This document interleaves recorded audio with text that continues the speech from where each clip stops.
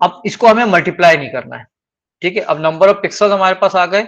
अब इसके बाद हमारा अगला स्टेप क्या होगा कि अब ये कह रहा है 8 कलर, ठीक है। अगर हम 1 बिट पर पिक्सल लेते हैं तो हमारे पास 2 कलर्स आएंगे, यानी हम 0 और 1 स्टोर करेंगे तो इसका मतलब ये कि हमारे पास या तो 0 कलर होगा या 1, 0 रिप्रेजेंट करेगा ब्लैक को एंड 1 रिप्रेजेंट करेगा व्हाइट को। अब ये कहता है कि 2 बिट पर पिक्सल है, तो बेसिकली ये है, अगर आप देखें तो ये है 2 की power 1 it is equal to 2, ठीक है। ये हो गया 2 की power 2 it will be equal to 4 colours, ठीक है। अगर आप 3 बिट पर पिक्सल लेते हैं तो 2 की पावर 3, तो ये क्या हो जाएगा 8 कलर हो जाएंगे। तो अगर आपको 8 कलर चाहिए तो you need to use 3 bits. तो आपने क्या किया, 8 कलर के लिए इसको 3 से मल्टीप्लाई कर दिया, तो ये आपके पास क्या आ गया, बिट्स आ गया। अच्छा, अब इसको आपको किसमें कन्वर्ट करना है, बाइट में। तो बाइट में कन्वर्ट करने के लिए what will we do, we know that 8 bits is equal to 1 byte. तो हम क्या करेंगे, इसको मल्टीप्लाई कर देंगे और डिवाइड कर देंगे 8 से, तो ये हो जाएगा आपका बाइट, ठीक है। फिर उसके बाद आपको क्या करना है, इसको किलोबाइट में कन्वर्ट करना है। तो we will divide it by 1000 और 1024, ठीक है। अब आप खुद डिसाइड करो कि which division is easier for you, ठीक है ना। अगर आपने 1000 से डिवाइड किया है तो इसका मतलब ये हुआ कि ये 3 जीरो इन जीरो से कैंसिल हो जाएंगे, ठीक है ना। तो अब आपके लिए डिवीजन इजी हो जाएगी। तो it will be decided by you कि which division is easier for you. अगर आप ये समझते हो कि नहीं, मुझे उससे डिवीजन जो है मेरे लिए इजी होगी, अगर मैं यूज करता हूं 1024 तो ठीक है 1024 से डिवाइड कर लेना। अगर आप ये समझते हो कि नहीं मेरे लिए डिवीजन इजी हो जाएगी 1000 से, तो फिर आप 1000 से डिवाइड कर लेना, ठीक है। अच्छा, कभी कभी ऐसा होता है कि एग्जाम के अंदर क्वेश्चन के अंदर ये लिखा होता है कि सपोज क्या उसने लिख दिया, देयर आर 5 पिक्चर्स। अच्छा, ये 5 उन्होंने लिखा हुआ है लेट वर्ड्स में। जब हम क्वेश्चन को सॉल्व कर रहे होते हैं तो हम देखते हैं कि भाई कि उसने बोला है कि 600 वाइड एंड 900 हाइट। हाँ, तो हम क्या कर रहे होते हैं, ये वर्ड्स ये नंबर हमें नजर आ रहे हैं तो इन नंबर्स को हमने नोट कर लिया। हाँ, फिर उसने बोला कि भाई 8 कलर्स, तो ये नंबर हमने नोट कर लिया, ठीक है। तो 8 कलर के लिए हमने 3 बिट ले लिया। लेकिन ये जो वर्ड इसने लिखा है ना, ये इसने किसमें लिखा है, वर्ड्स में। तो सम टाइम क्या होता है कि हम इसको क्या हो जाते हैं बेटा, इग्नोर कर जाते हैं, ये हमारा ओवरलुक हो जाता है। तो इसको देखना, एग्जाम में एक दफा क्वेश्चन आया था कि 10 पिक्चर्स, अब 10 पिक्चर उन्होंने 10 इस तरह लिखा होता। अब स्टूडेंट मोस्टली मैंने ऑब्जर्व किया था कि स्टूडेंट ये 10 को ओवरलुक कर गए। तो क्वेश्चन को प्रॉपरली पढ़ना, याद ये रखना है। सबसे इंपॉर्टेंट बात यह है कि मैं बार बार एक बात बोलता हूं कि कंप्यूटर साइंस का paper is a creative paper. When a paper is creative, तो आपको बड़ा सोच समझ के उसको आंसर देना होता है, बड़ा प्लान करके आंसर देना होता है। और समटाइम आप ये देखोगे कि आपके पास ये क्वेश्चन पेपर है, क्वेश्चन पेपर के अंदर आपका 80% पेज के ऊपर उन्होंने डिस्क्रिप्शन दी हुई है और 2 लाइन का आपसे आंसर मांगे। तो बेसिकली आपको ये, अगर आपने इसको प्रॉपरली नहीं पढ़ा होगा तो फिर आप ये 2 लाइन का जो आंसर है ये आप नहीं लिख सकते। तो आपको क्वेश्चन को बड़ा प्रॉपरली आपको पढ़ना है। यस बेटा, हु इज सेइंग समथिंग, ठीक है बेटा। तो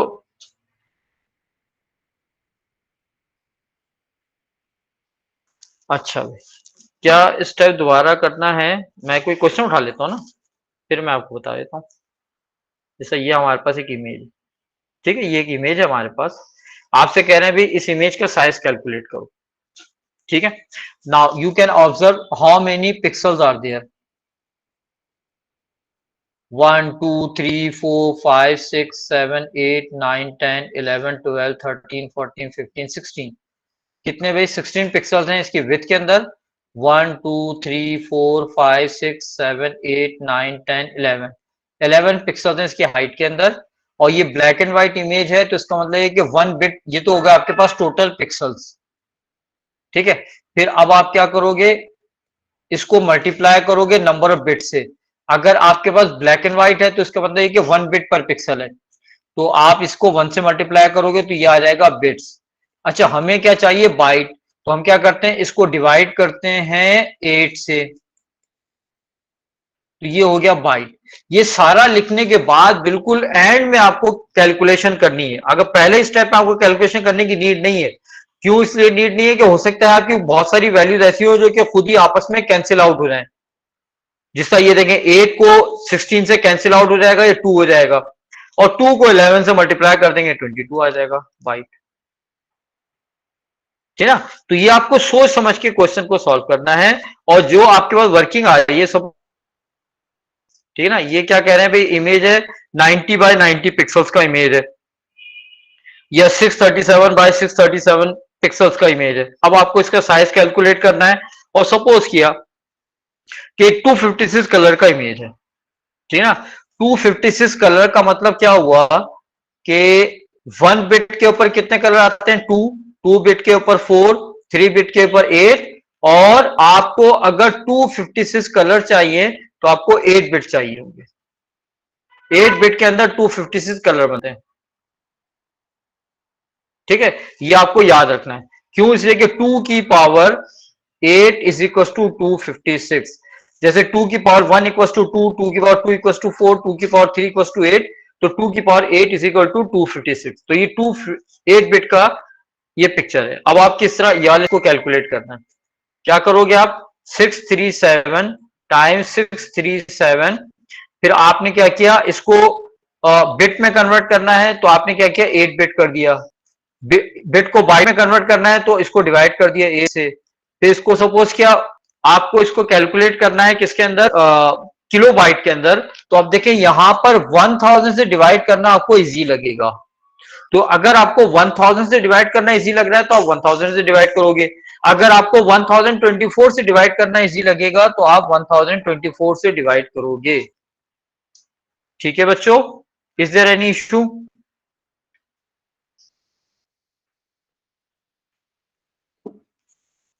अच्छा, क्या क्वेश्चन था बेटा? पढ़ो जरा देना। What was the question? Read it out. No question. अच्छा, मुझे पिक्चर व्हाट्सएप कर दो जल्दी से। पिक्चर व्हाट्सएप कर दो।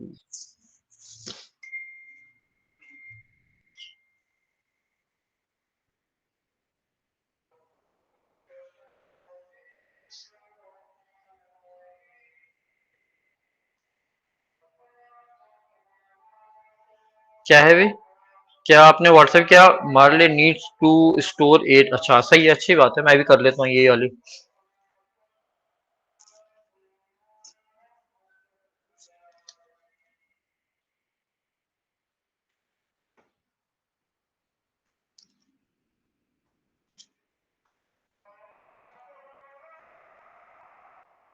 एक मिनट, मोहम्मद अली फारूक का क्वेश्चन है।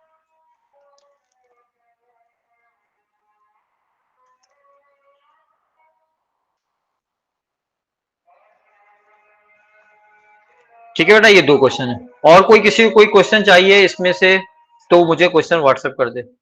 ठीक है बेटा, चल। अब देखें यहाँ पे ये है, जरा अजान हो जाए फिर जिस भी टॉपिक को रिवाइज करवाना है मुझे बता देना।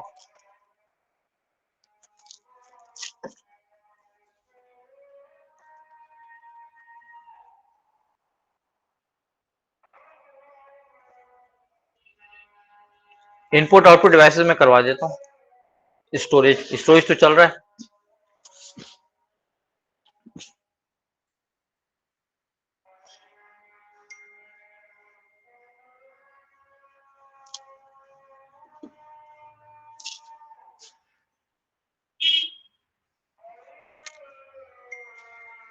बेटा जरा अजान हो रही है। मैं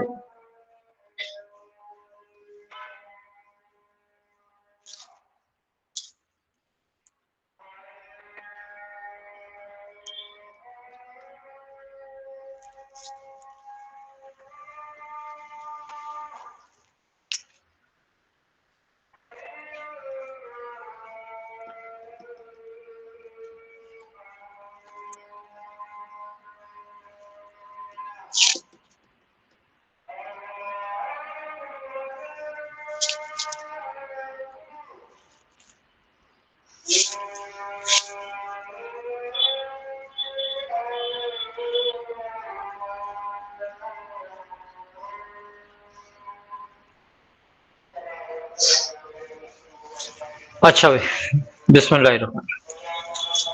अच्छा बेटा, आप देखो इसको क्या कह रहा है।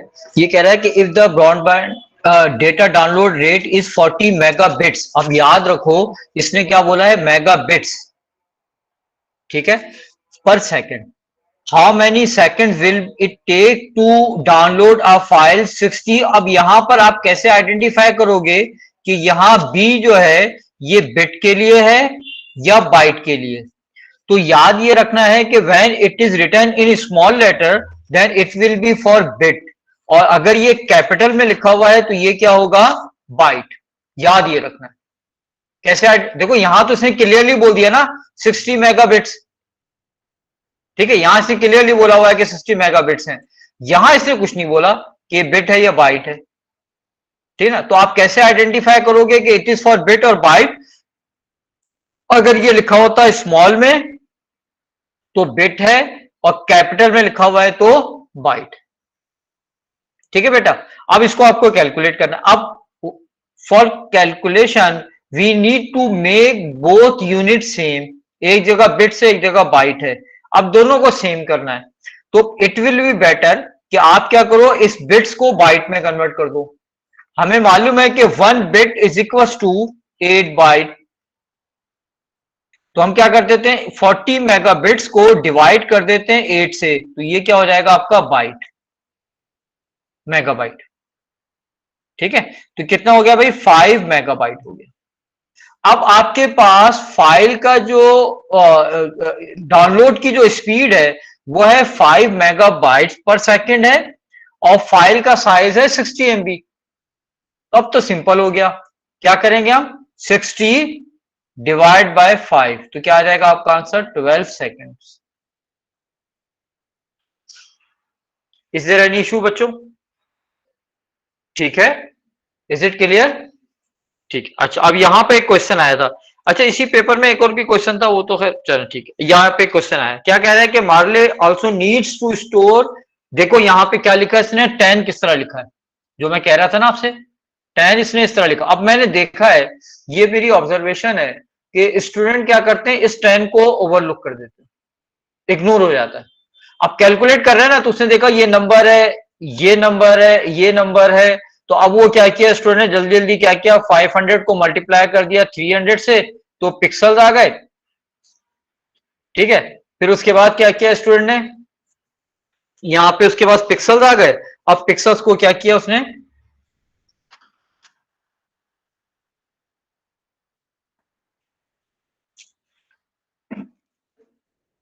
हाँ पिक्सल आ गया बेटा। अब उसने क्या किया, पिक्सल को वो कर दिया उसने।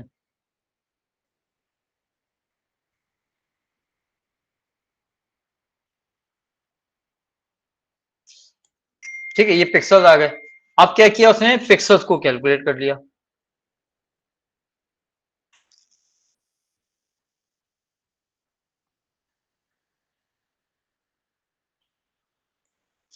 अच्छा, अब क्या हुआ है बेटा, यहां पे देखें,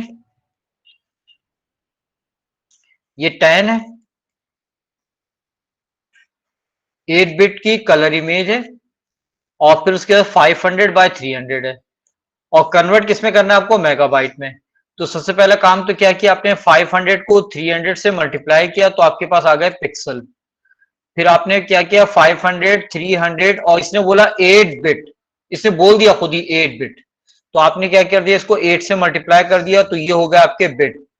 फिर 500 टाइम्स 3, एक ही जगह कर लें आप, मैं तो आपको समझाने के लिए मैंने बार बार लिख रहा हूं उसको। इसको डिवाइड कर दिया आपने 8 से, तो ये क्या हो गया, बाइट। फिर आपने इसको डिवाइड कर दिया। अब आपके पास ऑप्शन है 1000 यूज करूं या 1024। अगर मैं 1000 यूज करूंगा तो क्या होगा, मेरे लिए डिवीजन आसान हो जाएगी। पहले 1000 से डिवाइड किया तो क्या हो गया, ये आपका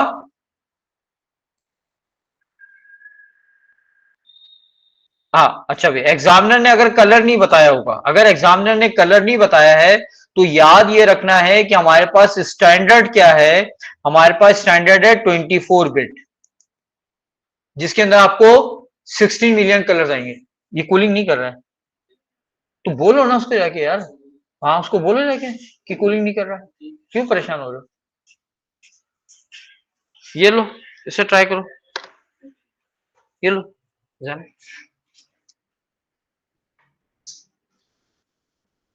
इसे ट्राई करो फिर। अच्छा ठीक है बेटा, अब क्या बोल रहा है, अब यहां पर ये रह गया पार्ट, क्या बोला था इसने 10, तो इसको आपको क्या करना पड़ेगा, 10 से मल्टीप्लाई करना पड़ेगा। हाँ तो इससे करके देखो, ऑफ करके ऑन करके देखो, सही नीचे वहां पे स्विच है, वहां से ऑन ऑफ करके देखो। अच्छा बेटा अब क्या होगा, अब आपको कैलकुलेट करना है। अब कैसे कैलकुलेट करोगे, ये 8 इस 8 से कैंसिल हो जाएगा, ठीक ना। ये कितने जीरो हैं, 1 2 3 4 5, 3 और 2 5 जीरोस ये कैंसिल हो जाएंगे। ठीक है, अब क्या होगा, आपके पास बचेगा 5 टाइम 3 डिवाइड बाय 10, तो ये हो जाएगा आपका 1.5। काम नहीं कर रहा है।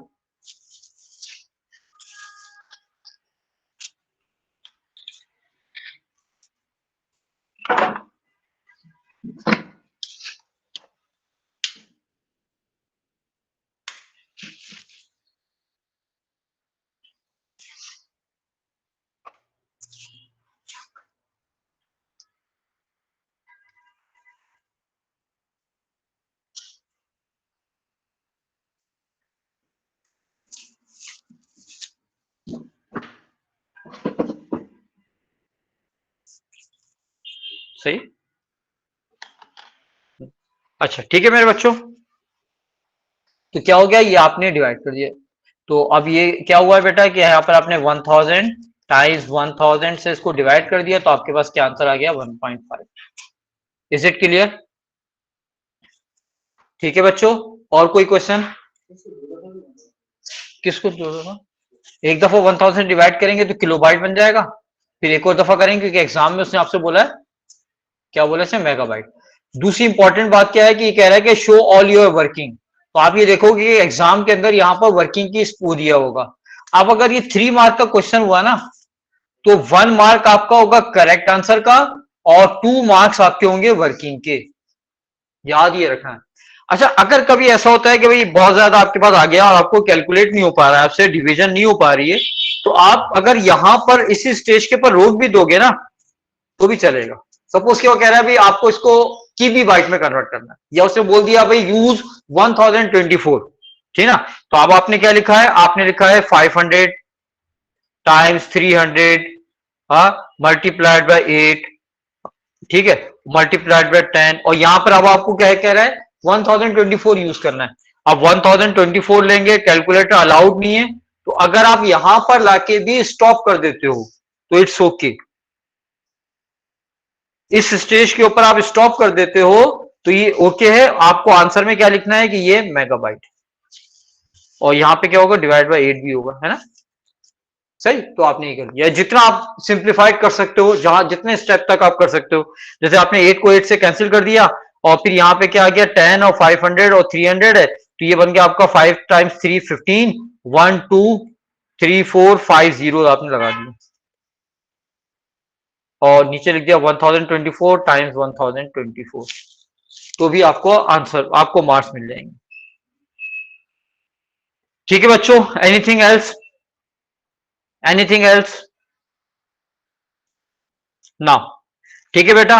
अच्छा अब आपके पास ये आ गया, अब आपको देखो एग्जाम के अंदर lossy file compression, lossless file compression के मेथड बड़े कॉमन है, बहुत कॉमन है आपके पास क्वेश्चन, ठीक है। अब आपको याद रखना है कि लॉसी फाइल कंप्रेशन कैसे याद रखोगे और लॉसलेस फाइल कंप्रेशन कैसे याद रखोगे।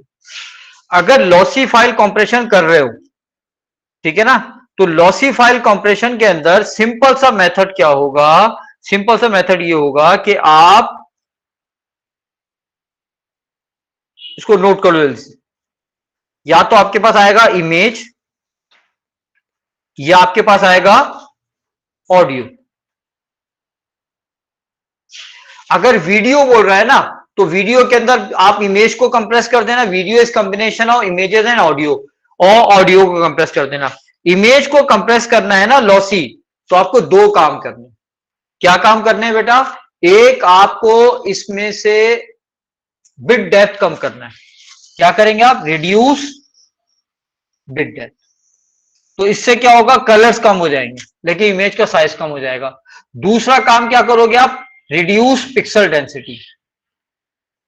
पिक्सल डेंसिटी को रिड्यूस करोगे तो इमेज की क्वालिटी इफेक्टेड हो जाएगी, लेकिन फाइल साइज आपका क्या हो जाएगा? कम हो जाएगा। राइट? अच्छा, if you are asked to perform lossy file compression on audio, तो ऑडियो के अंदर भी आप दो काम करोगे। दो चीजें याद रखनी है। अब अगर आपके पास 4 मार्क का क्वेश्चन आता है, 5 मार्क का क्वेश्चन आता है, 6 मार्क्स का क्वेश्चन आता है, तो ये दो पॉइंट को ही आपको डिस्क्राइब करना है इस तरह के। वो सबसे पहला आपको बोलता है 5 मार्क का क्वेश्चन है और आपको क्या करना है? इमेज को रिड्यूस करना है, lossy file compression.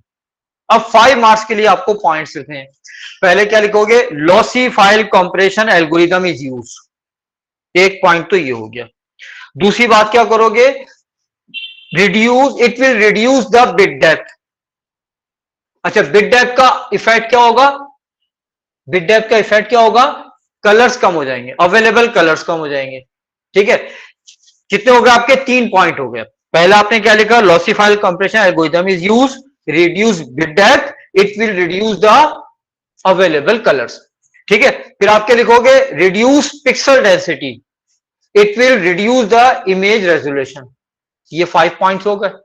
Data remove will not be put back, can not be restored. ये हो गया आपका छठा पॉइंट। ठीक है ना? तो आपको सम टाइम, देखो मेरे बच्चों, एग्जाम के अंदर मैं एक एग्जांपल दे रहा हूं, सिर्फ एक जस्ट फॉर एग्जांपल आपको दे रहा हूं कि एग्जामिनर आपसे क्या एक्सपेक्ट कर रहा है। एक दफा एग्जाम में क्वेश्चन आया, उसने बोला जोर गेट को 5 मार्क्स के लिए डिस्क्राइब करो। अब जोर गेट है, 5 मार्क के लिए डिस्क्राइब करो। हमने पढ़ा था कि XOR gate gives an output of, क्या दे रहा होता है? जोर गेट क्या दे रहा होता है? एक आउटपुट दे रहा होता है 0 अगर इनपुट सेम होते हैं, और आउटपुट दे रहा होता है 1 अगर इनपुट डिफरेंट होते हैं। ठीक ना? अब आपने क्या कर दिया?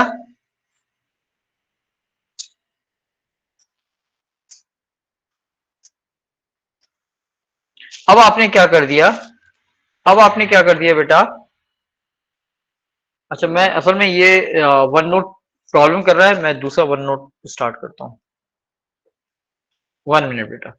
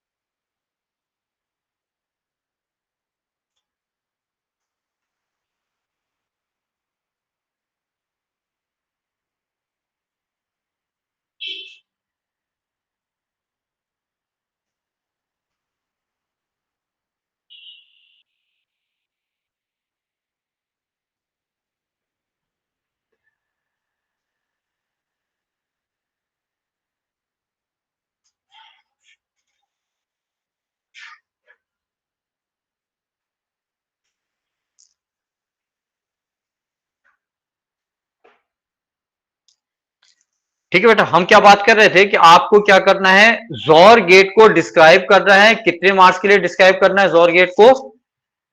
जोर गेट को आपको डिस्क्राइब करना है 5 मार्क्स के लिए। ठीक है, तो आपने क्या किया भाई? आपने लिखा,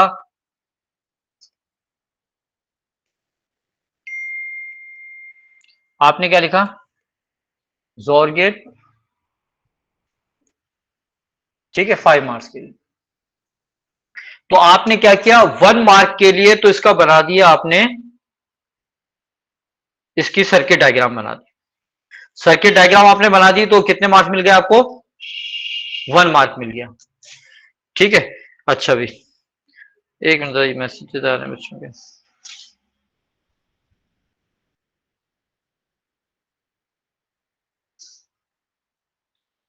अच्छा भी,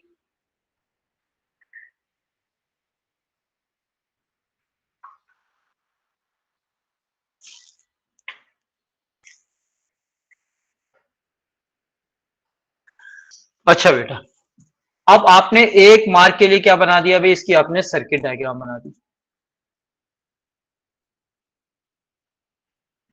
ये क्या हो गया भाई, आपका 1 मार्क हो गया। अब आपको 4 मार्क्स और चाहिए। अब आप कैसे घुमाओ, आंसर कैसे लिखोगे? आप लिखोगे, ये बनाया आपने जॉर गेट का अपने पास ट्रूथ टेबल। जॉर गेट क्या कहता था कि दोनों डिफरेंट होंगे तो आउटपुट 1 होगा, अदरवाइज 0। अब इसी ट्रूथ टेबल को आप डिस्क्राइब कर दोगे। If both are 0, output is 0, output is 0. If both are 1, output is 0. If both are different, output is 1. If both are same, output is 0. अब यही चीजें हैं, इनको आपको क्या करना है, डिफरेंट वर्ड्स के अंदर इसी को आपको डिस्क्राइब करना है। अब हम बात कर रहे थे कि हमें क्या करना है, फाइल कंप्रेशन की बात कर रहे थे। और फाइल कंप्रेशन कौन सी बात कर रहे थे, लॉसी।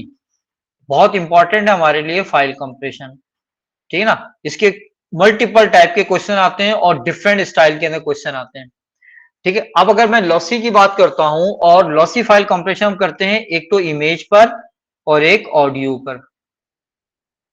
अब मुझे इसको डिस्क्राइब करना है 1 मार्क के लिए, 2 मार्क के लिए, 4 मार्क के लिए, 5 मार्क के लिए, ठीक है ना। अगर इमेज की बात कर रहे हैं तो आप दो बातें लिखोगे। पहली बात क्या होगी, reduce with depth. With depth से कलर रेजोल्यूशन कम हो जाएगी, वही कलर डेप्थ कम हो जाएगी बिट डेप्थ से। और दूसरा क्या, अभी हमने देखा ना कि अगर एक बिट है तो 2 कलर आ रहे हैं, 2 बिट है तो 4 कलर आ रहे हैं। तो ये जो बिट्स हैं ये बिट डेप्थ है, और जो कलर्स हैं वो कलर रेजोल्यूशन। दूसरा क्या करोगे, आप पिक्सल डेंसिटी को रिड्यूस कर दोगे। अब इससे क्या होगा, इमेज रेजोल्यूशन कम हो जाएगी।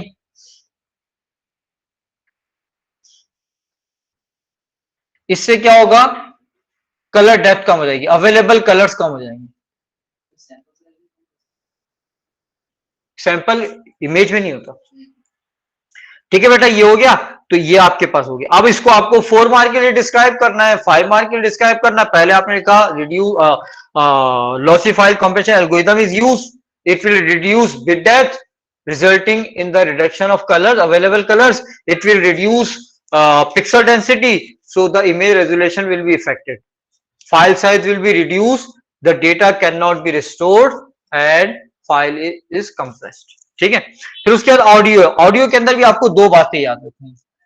एक क्या करोगे, आप रिमूव कर दोगे sound not Audible. Remove not Audible sound. Not Audible, not Audible यानी वो साउंड जो इंसान सुन नहीं सकते। दूसरा क्या करोगे, आप बैकग्राउंड नॉइस को रिमूव कर दोगे।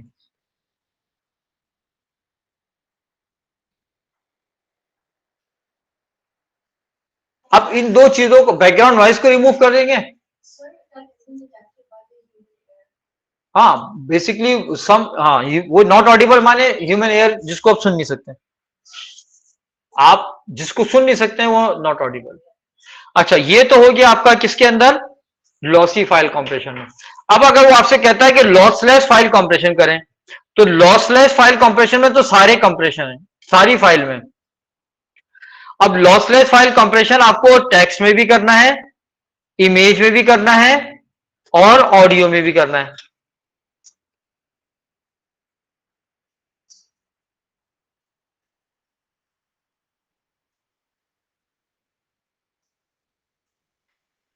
अच्छा, लॉसलेस फाइल कंप्रेशन में एक मेथड तो तीनों में आप अप्लाई कर सकते हो, उसको हम कहते हैं रन लेंथ इनकोडिंग। क्या कहते हैं हम, रन लेंथ इनकोडिंग।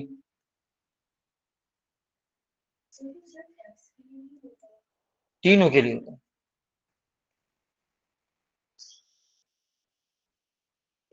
कैसे भी, सपोज क्या ये टेक्स्ट लिखा हुआ है, A A A B B C C A D D D. अब इसको कंप्रेस करना है। हम क्या करते हैं, जो कॉन्सिक्यूटिव, याद रखना है इसके अंदर जो वर्ड आप यूज करोगे कॉन्सिक्यूटिव, आप कॉन्सिक्यूटिव जो वर्ड्स रिपीट हो रहे हैं, जो कॉन्सिक्यूटिव वर्ड्स रिपीट हो रहे हैं उनको काउंट कर लोगे। ये कितनी मरतबा है 3, तो आपने लिख दिया 3A। ये कितनी मरतबा है 2, ये आ गया 2B। ये कितनी मरतबा है 2, 2C, 1A, 3D। ठीक है। एक बात याद रखना, बड़ा इंपॉर्टेंट बात है। सपोज कि आपने ये वर्ड लिखा है,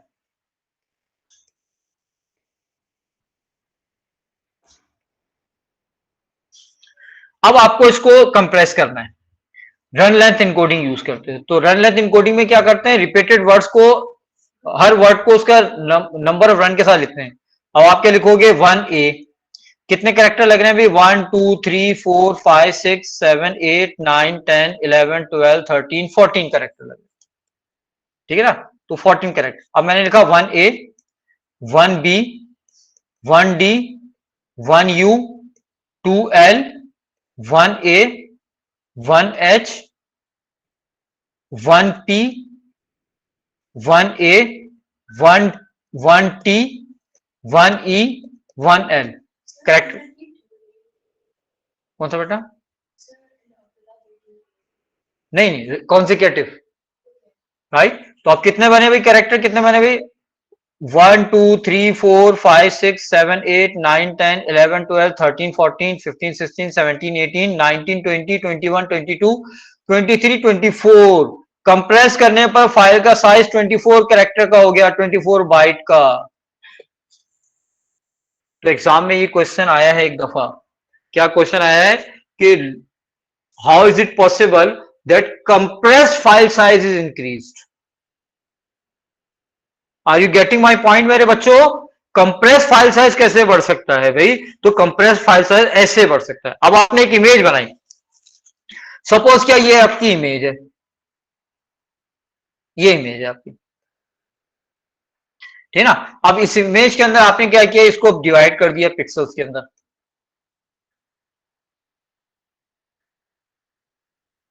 इसको कंप्रेस कर रहे हैं, ठीक है ना। आपने कहा 1 2 3 4 5 6 7 8 9 10 11। 11 क्या है भी आपके पास, ब्लैक है। फिर आपने कहा सपोज क्या है, मैं एक एक पिक्सल ले रहा हूं, 1 2 3, 3 आपके पास क्या है, व्हाइट है। 1 2 3 4 5, 5 आपके पास क्या है, ब्लैक है। ये आपने बना ली इमेज। क्या कह रहे हैं बेटा कि सर जो सिंगल कैरेक्टर्स हैं उनके साथ 1 क्यों लिख रहे हैं? इसलिए कि हमें नंबर ऑफ रेपिटेशन भी लिखना है। अगर आप नंबर ऑफ रेपिटेशन नहीं लिखोगे तो फिर कैसे होगा, आपको नंबर, इसका रन लिखना है। ठीक है भाई।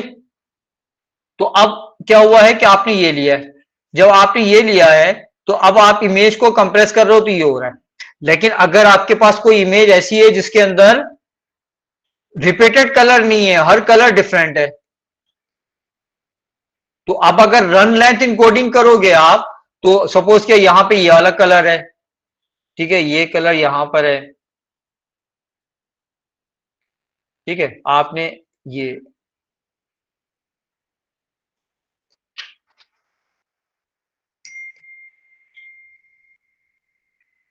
ठीक है, आपने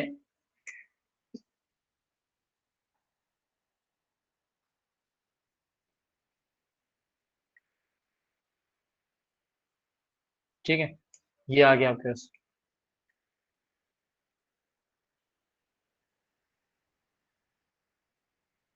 तो अब क्या होगा, जब आप इसको लिख रहे होगे तो आप क्या लिखोगे, 1 रेड, 1 ब्राउन, 1 व्हाइट, 1 रेड। तो क्या हो गया आपके पास, ये है आपका रन लेंथ इनकोडिंग। तो रन लेंथ इनकोडिंग कब सक्सेसफुल है, जब आपके पास कॉन्सेक्यूटिव रिपीटेड पैटर्न्स हो। अगर कॉन्सेक्यूटिव रिपीटेड पैटर्न नहीं होंगे तो रन लेंथ इनकोडिंग आपकी सक्सेसफुल नहीं होगी। तो बस आपको क्या याद रखना है, अगर लॉसी फाइल कंप्रेशन कर रहे हैं, लॉसलेस, तो लॉसलेस फाइल कंप्रेशन में आप क्या करोगे, you will identify consecutive repeated patterns.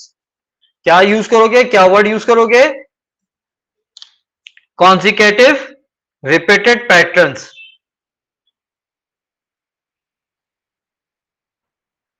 अब वो भले इमेज हो, भले ऑडियो हो, भले कॉन्जिकेटिव रिपीटेड पैटर्न्स। अच्छा, अब अगर ये हो गया, आपके पास ये है सपोज किया टेक्स्ट, तो आपके लिखोगे वर्ड्स, कैरेक्टर्स। अगर ये हो गया आपके पास इमेज, तो आप लिखोगे पिक्सल्स। अगर ये है आपके पास साउंड, तो आप लिखोगे सैंपल्स। क्या क्या क्या लिख सकते हो आप यहां पर? यहां पर आप लिखोगे words,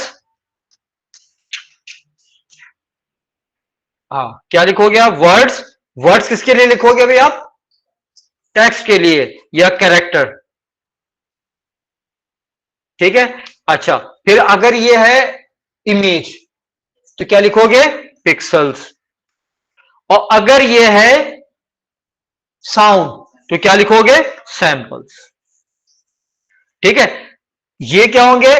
consecutive repeated patterns are identified and their number of repetition, they are recorded once with their number of runs.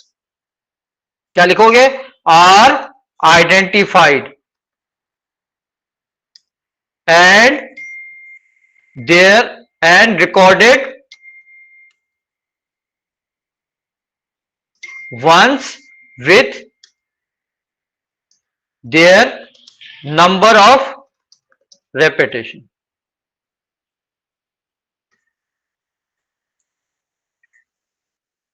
ठीक है बच्चों?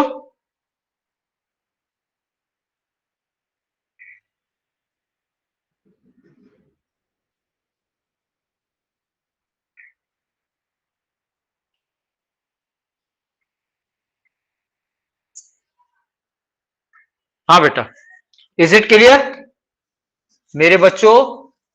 लॉसी अच्छा, एक दफा एग्जाम में क्वेश्चन क्या आया था कि make the file as small as possible. अगर आपको फाइल को ज्यादा छोटा करना है, तो आप कौन सी फाइल कंप्रेशन यूज करोगे? लॉसी। लॉसलेस फाइल कंप्रेशन में फाइल इतनी ज्यादा कंप्रेस नहीं होती है, क्योंकि आपको डेटा को आप परमानेंटली रिमूव नहीं कर सकते हैं। लॉसलेस फाइल कंप्रेशन के अंदर क्या होता है कि लॉसलेस फाइल कंप्रेशन में आप ज्यादा कंप्रेस नहीं कर सकते हैं, क्योंकि आप डेटा को परमानेंटली रिमूव नहीं कर सकते हैं। लॉसी फाइल कंप्रेशन में आप फाइल को बहुत ज्यादा कंप्रेस कर सकते हैं। ठीक है, चले। हाँ बेटा, ये हो जाएगा। तो देखो मेरे बच्चों, अगर आपको ये बड़ा कॉमन क्वेश्चन है आपके पास, लॉसी और लॉसलेस फाइल कंप्रेशन। लॉसी और लॉसलेस फाइल कंप्रेशन का क्वेश्चन किस तरह सॉल्व करोगे? अगर आपसे बोलता है, अच्छा अब ये हम क्या किसके लिए यूज कर रहे हैं बच्चों? हम ये यूज कर रहे हैं रन लेंथ इनकोडिंग, हम टेक्स्ट के लिए भी यूज कर रहे हैं, पिक्सल्स के लिए भी यूज कर रहे हैं, और इमेजेस के लिए भी यूज कर रहे हैं, और ऑडियो के लिए भी। जब टेक्स्ट की बात हो रही होगी, तो आप क्या लिखोगे? वर्ड या कैरेक्टर्स को आइडेंटिफाई करोगे जो रिपीटेड है। अगर इमेज की बात कर रहे हैं, तो फिर क्या यूज करोगे आप? पिक्सल्स की। और अगर साउंड है, तो फिर आप क्या यूज करोगे? सैंपल्स। ठीक है, ये टेक्स्ट के लिए ये हो गया आपका। अच्छा, इमेजेस के लिए ये हो गया, और साउंड के लिए हो गया। अच्छा, एक और होता है lossy file compression, lossless file compression. उसके अंदर हम क्या करते हैं? कॉन्जिकेटिव रिपीटेड पैटर्न नहीं देखते हैं, हम रिपीटेड पैटर्न देखते हैं। क्या देखते हैं हम? Repeated pattern.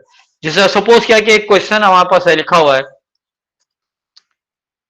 एक टेक्स्ट लिखा हुआ है, या कोई इमेज है ना, उस इमेज या कोई साउंड है, उस साउंड के अंदर आपको क्या करना है? उसे कंप्रेस करना है। जैसे ये एक इमेज आया था, ऐसी कुछ टेक्स्ट, दिस इज अच्छा भी,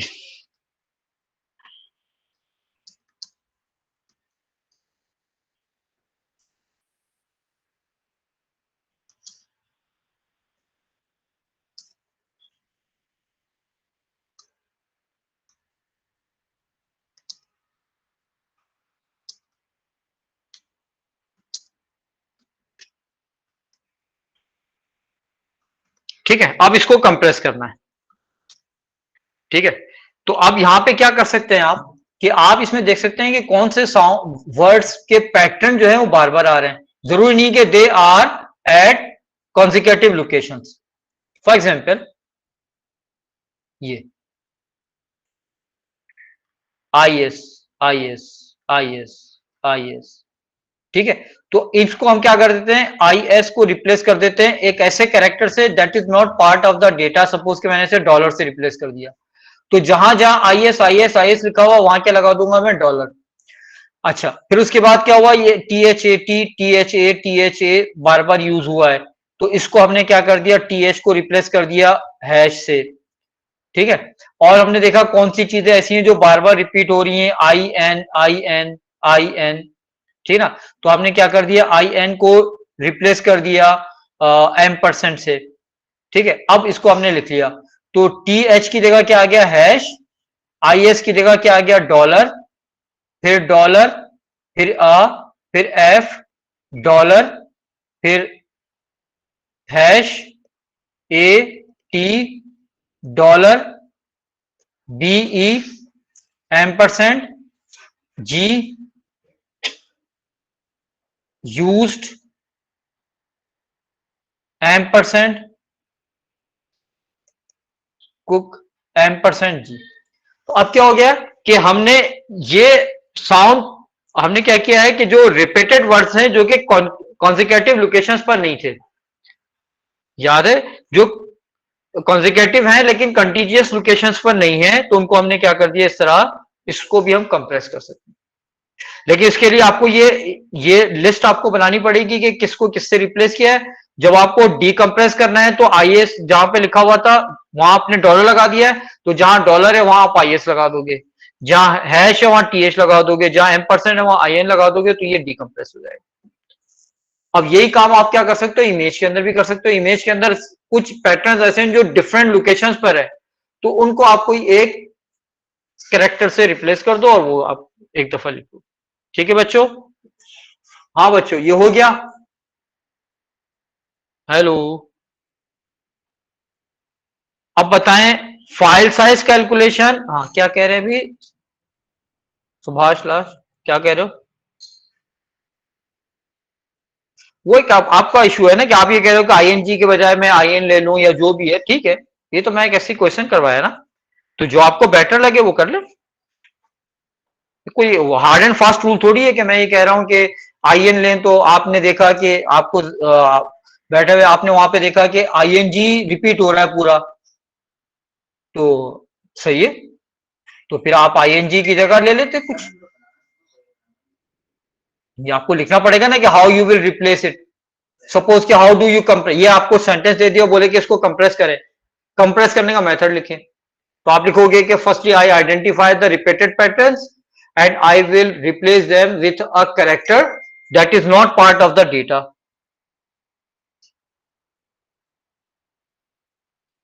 yes, it is not necessary that these are consecutive. ये यहां पर अगर आप आर एल ई की बात करते हो ना, रन लेंथ इनकोडिंग में, तो यहां पर कॉन्जिक्यूटिव चलेगा। और अगर आप इसकी बात करो जिसके अंदर आपने रिपीटेड पैटर्न यूज किया है, तो वहां पे कॉन्जिक्यूटिव होना नेसेसरी नहीं है। राइट ईमान, ठीक है ना? तो बेटा ये है। ठीक है, अब एग्जाम में ये भी क्वेश्चन आए हैं। एक दफा एक क्वेश्चन आया था, द शेल, सी शेल और ये और वो करके, फिर उसने पूछा था उसके अंदर। हाँ, ये लॉसलेस फाइल कंप्रेशन, ये लॉसलेस फाइल कंप्रेशन है। इसकी रीजन ये है कि आपने क्या किया है, इसको डॉलर से रिप्लेस किया है। जब आपको डीकंप्रेस करना होगा तो आप क्या करोगे, जहां जहां आपने डॉलर लगाया है उसकी जगह आप क्या लगा दोगे, इस। जहां जहां आपने हैश लगाया है उसकी जगह आपने टीएच लगा दिया और इस लगा दिया। तो देखो ये जो आपका था डेटा, दिस, इसको आपने कंप्रेस करके क्या बना दिया था, हैश डॉलर। इसको डीकंप्रेस किया तो ये वापस आ गया आपके पास। तो आपका डेटा क्या हो गया, 100% रिकवर हो गया। जब 100% रिकवर हो गया तो ये क्या हो गया, लॉसलेस हो गया। हाँ, ये लॉसलेस। हाँ, ये जरूरी नहीं है कि ये क्या हो, कॉन्जिक्यूटिव पैटर्न्स हो, डिफरेंट लोकेशंस के ऊपर भी हो सकते हैं। ठीक है बेटा मेरे बच्चों, इज देयर एनी क्वेश्चन? हम आगे बढ़ें? ठीक है बच्चा, आगे बढ़ें। अच्छा भाई, अब क्या होता है हमारे पास जो सेकंड चैप्टर है, सेकंड चैप्टर को थोड़ा सा वो है बड़ा, इसके कॉमन क्वेश्चन हमारे पास आते हैं, तो मैं सेकंड चैप्टर को मैं जल्दी जल्दी में से करवा दूं। अच्छा भाई, सेकंड चैप्टर के अंदर हमारे पास जो कॉमन क्वेश्चंस आते हैं वो मैंने आपको इसके हैंड आउट दे दिए हैं। हैंड आउट में आपको इसके ये हैंड आउट में आपको मिल जाएगा, तो वो आया नहीं है अभी। Insert print out.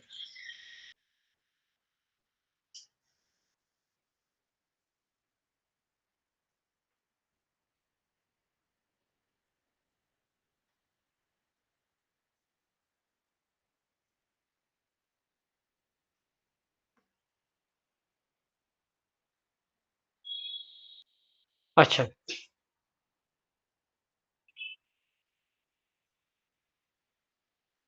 बहुत ज्यादा इंपॉर्टेंट है आप लोगों के लिए स्टोरेज डिवाइसेस। अच्छा मेरे बच्चों याद ये रखना है कि मैंने जो आपको क्विक रिवीजन के नोट्स दिए हैं, खुदा के वास्ते ये मत समझना कि यही आपका पूरा सिलेबस है।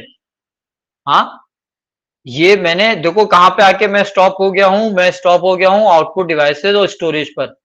इसके बाद भी आपका सिलेबस है। ऐसा नहीं करना मेरे बच्चों के जो है ना वो यहां पर आके आप स्टॉप हो जाओ। अच्छा भाई, बात क्या हो रही थी? अब जैसा ये इसको आप इस तरह कंप्रेस कर सकते हैं, ये तो चलो ठीक है, हो गया हमारा ना। अच्छा, हाँ, अब देखो बेटा आपके पास जो है कंप्रेशन के जो मेथड्स हैं और टाइप्स हैं, आपको इनको क्या करना है। हेलो सलाम, हेलो अस्सलाम वालेकुम। जी जी जी जी।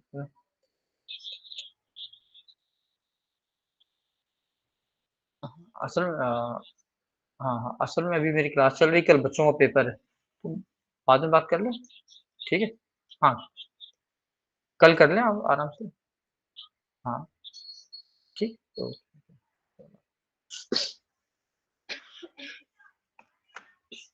अच्छा, अब आपके पास क्या आ गया? Type of communication. Type of communication में क्या है आपके पास? सिंप्लेक्स है, डुप्लेक्स है और नहीं, डुप्लेक्स और फुल डुप्लेक्स एक है और हाफ डुप्लेक्स। याद ये रखना है कि इसके अंदर आप डिस्कस करोगे खाली डायरेक्शन को। यहां पर आप नंबर ऑफ वायर्स को डिस्कस नहीं करोगे। नंबर ऑफ वायर अगर लिखे हुए भी हैं तो आप किसको इंपॉर्टेंस दोगे? डायरेक्शन। और डायरेक्शन की बेस के ऊपर आप समटाइम क्या होगा कि आपके क्वेश्चन दिया हुआ है, वो ये कह रहा है कि data is transmitted using multiple wires in one direction. तो आप भले मल्टीपल वायर्स हैं, आप सिंप्लेक्स होगा। यहां पर आप नंबर ऑफ वायर्स को क्या कर दोगे? 100% इग्नोर कर दोगे।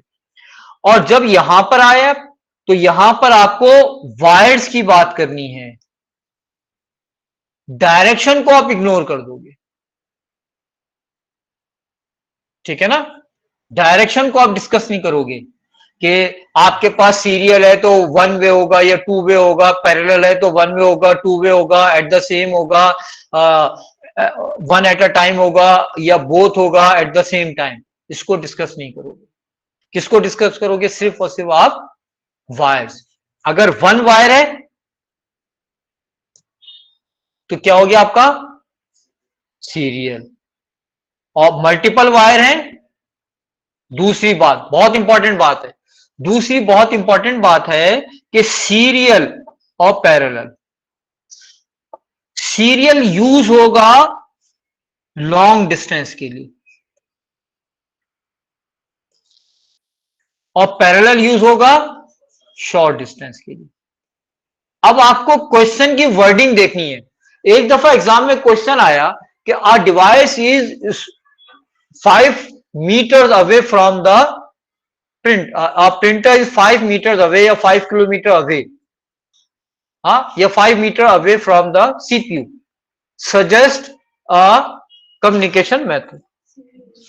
तो आप क्या कहोगे? सीरियल। एक दफा एग्जाम में क्वेश्चन क्या आया कि 7 बजे तक बुला लो, 8 बजे तक बुला लो। हाँ मॉक ले रहा हूं, मॉक करना है तो 8 बजे तक बुलाओ। ठीक है, एक दफा क्या क्वेश्चन आया कि the devices are not more than 5 metre away. Wordings क्या है? The devices are not more than 5 metre away, यानी वो कहना चाह रहा है कि devices are at a shorter distance. तो आपको क्वेश्चन की वर्डिंग देखनी है कि एग्जामिनर क्या पूछना चाह रहा है। एग्जामिनर ये पूछना चाह रहा है कि can you identify which method of transmission is used for shorter distance and which method of transmission is used for longer distance. तो अगर वो कह रहा है कि the devices are not more than 5 metres away, are not more than, तो क्या कहना चाह रहा है वो? कि वो बोलना चाह रहा है कि डिवाइसेस जो है वो शॉर्टर डिस्टेंस पर है। तो जब शॉर्टर डिस्टेंस के पर हैं तो आप यहां पर पैरेलल को ऑप्ट करोगे। ठीक है, किसको ऑप्ट करोगे आप? पैरेलल को। ठीक है बेटा, ये याद हो जाएगा। ठीक है, तो ये आपके पास ये बहुत इंपॉर्टेंट है। मैं अभी जो अभी एग्जाम में उनके अंदर इस टाइप का क्वेश्चन उन्होंने पूछा था और 5 मीटर का वर्ड यूज किया था, उससे बोला था नॉट मोर देन 5 मीटर, यानी वो कहना चाह रहा है कि डिस्टेंस क्या है? शॉर्ट। ठीक है बेटा। अच्छा, फिर उसके बाद जो सबसे ज्यादा इंपॉर्टेंट हमारे पास है वो है, एक क्वेश्चन आपके पास आता है steps of visiting a website. बड़ा कॉमन क्वेश्चन है कि वेबसाइट को विजिट करने के स्टेप्स क्या हैं। तो वेबसाइट को विजिट करने के स्टेप्स क्या हैं? यूजर क्या लिखता है? यूआरएल। अच्छा, यूआरएल के 3 कंपोनेंट होते हैं। ये क्वेश्चन तो इतनी मरतबा रिपीट हुआ एग्जाम के अंदर। Component of URL, uniform resource locator, इसके 3 कंपोनेंट हैं। एक क्या होगा? प्रोटोकॉल। वेबसाइट के लिए हमारे पास प्रोटोकॉल होता है एचटीटीपी। एक क्या होगा? Domain name. जैसे मेरी वेबसाइट का डोमेन नेम है inkilabpatel.com। और एक होगा file name. Sometime file name होता है, समटाइम फाइल नेम नहीं होता। जैसा मैंने लिखा है ओ लेवल नोट्स, ठीक है ना। जब मैंने लिखा http://www.inkilabpatel.com/o level notes। अब आपको आइडेंटिफाई करना है ये वाला पार्ट क्या है? प्रोटोकॉल। ये वाला पार्ट क्या है? Domain name. ये वाला पार्ट क्या है भाई? File name. अब आपको इसके steps of visiting a website याद करने हैं। एग्जाम के अंदर बड़ा कॉमन है ये क्वेश्चन। एक चीज और, दूसरी चीज ये कि यूएसबी, यूएसबी को भी थोड़ा सा हम देख लें। अच्छा भाई, सबसे पहले क्या होगा बेटा? यूजर टाइप करेगा यूआरएल। ठीक है, ये यूआरएल जाएगा किसके पास? किसी भी वेबसाइट को विजिट करने के लिए हमें उसका आईपी एड्रेस चाहिए होता है। क्या होगा? ये डीएनएस सर्वर जो आपके पास आईएसपी है, ये उसके पास यूआरएल जाएगा। ये इसका आईपी एड्रेस सर्च करके बताएगा आपके ब्राउजर को। ब्राउजर उस आईपी एड्रेस के ऊपर जो कंप्यूटर है, उस कंप्यूटर को हम कहते हैं वेब सर्वर, उसको रिक्वेस्ट करेगा। वेब सर्वर क्या करेगा? इसको एचटीएमएल डेटा सेंड करेगा और ये क्या कर देगा? उस एचटीएमएल डेटा को वेब पेज में कन्वर्ट करके स्क्रीन पे डिस्प्ले कर देगा। एचटीएमएल से रिलेटेड क्वेश्चन आपके पास बहुत कॉमन, 4 मार्क का क्वेश्चन, 5 मार्क का क्वेश्चन, 6 मार्क का क्वेश्चन, 2 मार्क का क्वेश्चन, ये बड़ा कॉमन है और रिपीटेड कई दफा क्वेश्चन आया। तो HTML क्या चीज है बेटा? Hyper text markup language. ये क्या चीज है? Web authoring language. ठीक है, इसके अंदर हम वेबसाइट बनाते हैं। आप जब वेबसाइट बना रहे हो तो इसको आपके 2 कंपोनेंट होते हैं। HTML को 2 पार्ट में आप डिवाइड करते हो। आप कहते हो एक इसका पार्ट है स्ट्रक्चर और एक पार्ट है इसका प्रेजेंटेशन। इसको डिफरेंशिएट करना बड़ा कॉमन एग्जाम में क्वेश्चन आता है। सपोज किया 4 मार्क का क्वेश्चन आ गया और बोल रहा है कि स्ट्रक्चर और प्रेजेंटेशन को डिस्क्राइब करो। तो आप क्या लिखोगे? स्ट्रक्चर क्या है? Semantic part of the website. ये तो एक पॉइंट बना। फिर आपसे कह रहा है नहीं 3 मार्क का है, तो आप लिखोगे प्लेसमेंट ऑफ या लेआउट ऑफ वेबसाइट या प्लेसमेंट ऑफ टेक्स्ट। कितने पॉइंट हुए? 2 पॉइंट हुए। आपसे कह रहा है नहीं 3 पॉइंट का लिखना है, आपने लिख दिया प्लेसमेंट ऑफ इमेजेस।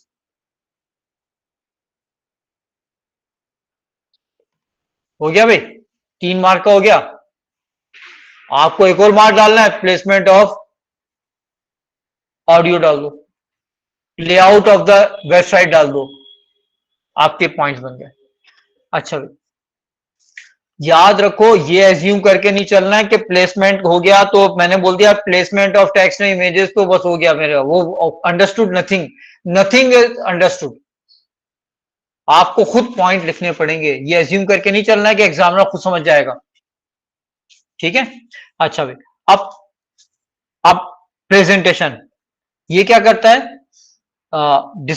ये क्या करता है? Defines how page will be displayed on screen. अब आपने बोला पेज डिस्क्रिप्ट तो फॉन्ट भी आ जाएगा, फॉन्ट से खुद ही आ जाएगा, नहीं आप बताओगे background colour, font colour, image, अपना हेडिंग स्टाइल, हर चीज को अलग अलग लिखना पड़ेगा आपको। आप ये मत समझना कि ये तो अंडरस्टूड है, नथिंग इज अंडरस्टूड। आप लिखोगे मार्क्स मिलेंगे, आप नहीं लिखोगे मार्क्स नहीं मिलेंगे, ठीक ना। अच्छा, अब सपोज किया एक एग्जाम में क्वेश्चन आता है कि ये तो पूरा आप एक साथ भी लिख सकते हो, तो क्या क्यों हम क्या करें कि प्रेजेंटेशन को अलग लिखते हैं और स्ट्रक्चर को अलग लिखते हैं? ये एक एग्जाम में placement of text, semantic part of the website, meaningful part of the website. एक एग्जाम में क्वेश्चन आता है कि why there is a need to separate structure and presentation. क्यों जरूरत है भाई आप स्ट्रक्चर और प्रेजेंटेशन को अलग करें? इसकी रीजन ये है कि आप क्या करते हैं, प्रेजेंटेशन के लिए एक अलग से फाइल बनाते हैं, इसको हम कहते हैं सीएसएस फाइल, स्टाइल फाइल। याद नहीं हो रहा है वर्ड तो स्टाइल, प्रेजेंटेशन से स्टाइल का वर्ड याद कर लेना। स्टाइल फाइल हम अलग से बनाते हैं। आप सपोज किया कि आपकी वेबसाइट के अंदर 10 पेज हैं, आपने क्या किया, एक स्टाइल फाइल बनाई और उसको 10 के 10 पेजेस से लिंक कर दिया। जब 10 के 10 पेजेस से लिंक कर दिया तो उस स्टाइल में आपने फॉन्ट का साइज, फॉन्ट का कलर, बैकग्राउंड कलर, वो सब के सब पेजेस के ऊपर अप्लाई हो जाएगा। आपने देखा हो जब किसी वेबसाइट को विजिट करते हैं, उस वेबसाइट में डिफरेंट पेजेस होते हैं, लेकिन हर पेज का थीम एक ही होता है। ऐसा नहीं होता है कि एक वेबसाइट के अंदर बैकग्राउंड कलर ब्लू आ रहा है तो दूसरे पेज के ऊपर रेड आ रहा है, किसी के अंदर कुछ और आ रहा है, किसी में कुछ और आ रहा है। सबका एक ही कलर होगा, एक ही स्टाइल होगा। तो आपको प्रेजेंटेशन और स्ट्रक्चर को अलग करने का एडवांटेज क्या होता है कि हम क्या करते हैं, एक प्रेजेंटेशन की फाइल बनाते हैं, एक स्टाइल फाइल बनाते हैं। उस स्टाइल फाइल को हम क्या करते हैं, पूरी वेबसाइट के ऊपर उसको हर हर वेब पेज को उससे लिंक कर देते हैं। फिर सपोज कि आपने वेबसाइट बना ली, स्टाइल फाइल, अब आपको क्या करना है, उसका थीम चेंज करना है।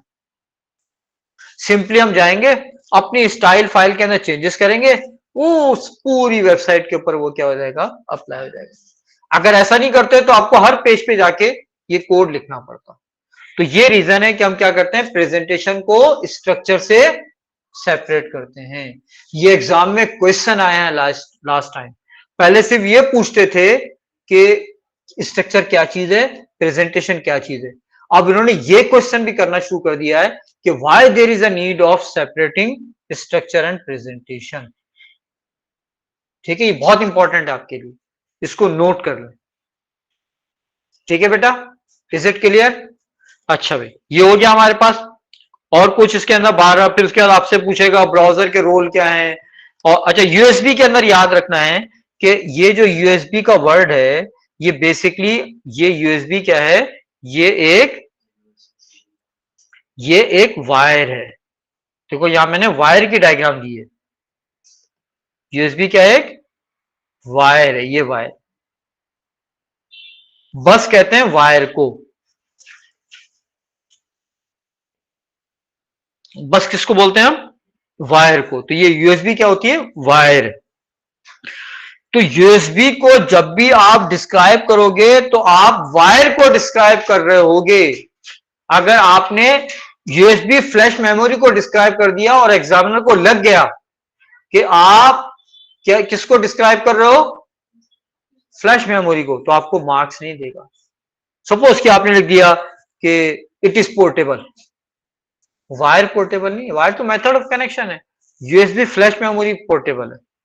वो समझ जाएगा कि आपको you can not differentiate between USB flash memory and USB wire, तो आपको मार्क्स नहीं देगा। ठीक है? ठीक है बच्चों?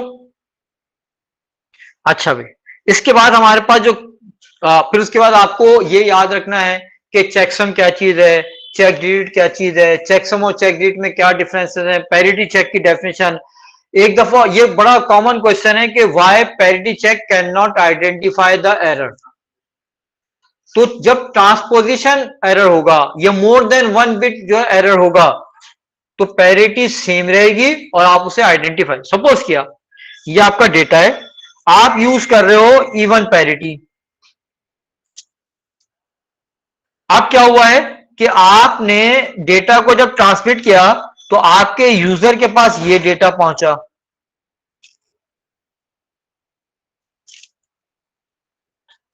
कितने बिट में एरर थे? 2 से ज्यादा बिट में एरर थे। अब ये भी इवन था, यूजर ने काउंट किया नंबर 1 तो उसको ये भी इवन मिल गया, तो बोलेगा कि देयर इज नो एरर। अगर मोर देन 1 बिट में एरर होगा तो आप आइडेंटिफाई नहीं कर पाओगे। कभी ऐसा भी होता है कि ये 1 था, ये 0 था, ये 1 0 बन गया और ये 0 1 बन गया। तो ये क्या हुआ है, इसको हम कहते हैं ट्रांसपोजिशन एरर।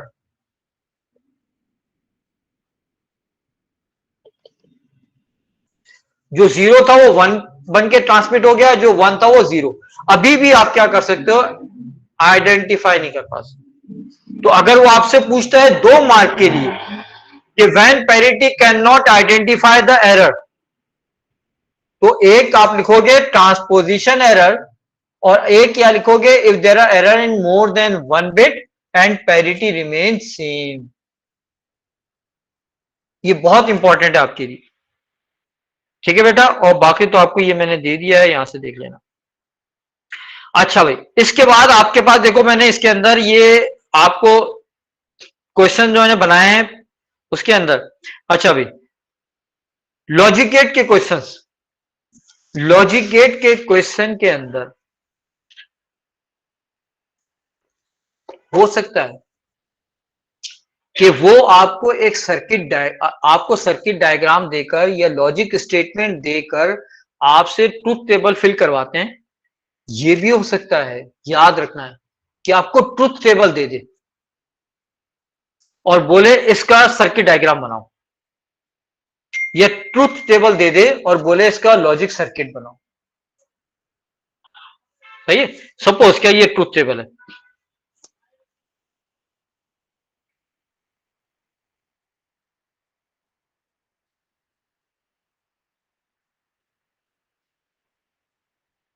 हाँ भी क्या होता है, भी हमारे पास याद है, सीक्वेंस याद है किसी को? 0 0 0 0 0 1 0 1 0 0 1 1 1 0 0 1 0 1 1 1 0 1 1 1। ठीक है भाई? अच्छा भाई, सपोज किया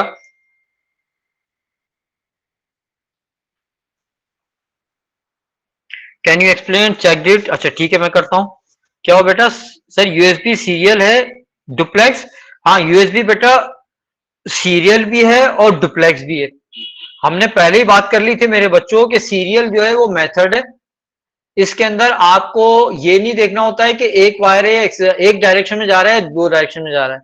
तो यूएसबी के अंदर अगर आप ये देखो तो यूएसबी के अंदर इंटरनली यूएसबी के अंदर 4 वायर्स होते हैं। ठीक है ना? इन 4 वायर में से 2 वायर्स तो होते हैं करंट को ट्रांसमिट करने के लिए, एक वायर से डेटा जाता है बिट बाय बिट और एक वायर से डेटा आता है बिट बाय बिट। तो अगर वो बिट बाय बिट जा रहा है, बिट बाय बिट आ रहा है, तो ये तो हो गया सीरियल, जा भी रहा है और आ भी रहा है, ये क्या हो गया, डुप्लेक्स। सही है, तो डुप्लेक्स भी होता है। अच्छा क्या बात कर रहे थे हम, हाँ, अब आपके पास ये है, ये आउटपुट आ रहा है आपके पास,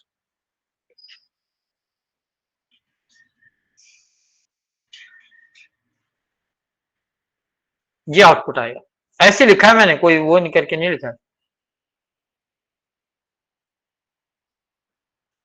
ये है आपका ABC, मैं जरा इसको सेव कर लूं, और ये है X। अच्छा ये बहुत इंपॉर्टेंट बेटा, ये जो मैं करवा रहा हूं।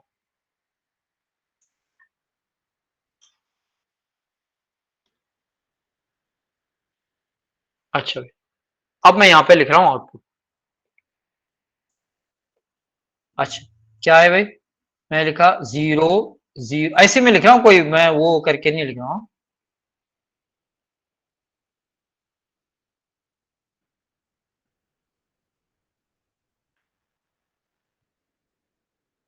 0 0 1 0 1 1 0 1, ये मैंने लिख दिया। अब हमसे क्या कह रहे हैं, इसका सर्किट डायग्राम बनाओ। ये हमसे क्या कह रहे हैं, इसका लॉजिक स्टेटमेंट लिखो। याद होगा कि जब भी हम लॉजिक स्टेटमेंट मिलता था तो लिखा होता था x is equal to 1 if, यानी किसको क्या चाहता था वो, आउटपुट क्या देता था, 1। तो इसका मतलब ये हुआ कि यहां पर आप सिर्फ 1 वाले को कंसिडर करोगे, बाकी सबको इग्नोर कर दोगे। तो 1 वाला ये है और ये, ठीक है। अब क्या कह रहा है, ये कह रहा है कि x इज इक्वल टू 1,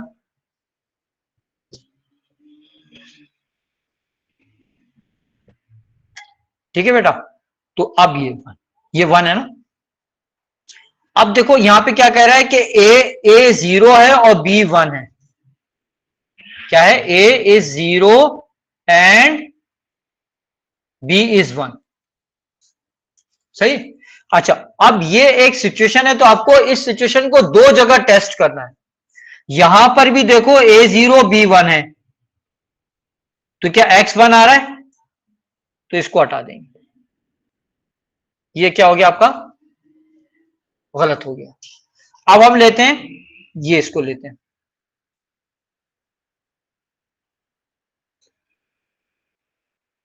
अब हम लेते हैं इसको, a is 1 b is 0, a is 1 and b is 0। कहीं और a इज 1 b इज 0 है, यहां a इज 1 b इज 0 है। नहीं, b is 1 c is 0, sorry, b is 1 c is 0, b is 1 c is 0, यहां पर नहीं है। तो ये वाली कंडीशन भी आपकी क्या हो गई, फेल हो गई। इसको ये भी आपका क्या हो गया, क्रॉस हो गया। ठीक है। अच्छा अब हम कहते हैं कि a is 0 b is c is 0, और कहा है भी a इज 0 c इज 0, ये वाली कंडीशन भी आपकी क्या हो गई, फॉल्स हो गई। अच्छा भाई यहां पर आ जाए, इसको देखें, a is 1 b is 0, a is 1 b is 0, ये वाली कंडीशन तो आपकी क्या हो गई, क्या हो गई, ये वाली कंडीशन आपकी फुलफिल हो गई। तो क्या हो गया भाई, a is 1 and b is 0, और अच्छा अब इधर आ जाए, यहां पर अगर मैं बात करता हूं a is 1 b is 1, a is 1 b is 1, output 0 आ रहा है, नहीं हो सकता। b is 1 c is 1, b is 1 c is 1, output 0 आ रहा है, नहीं हो सकता,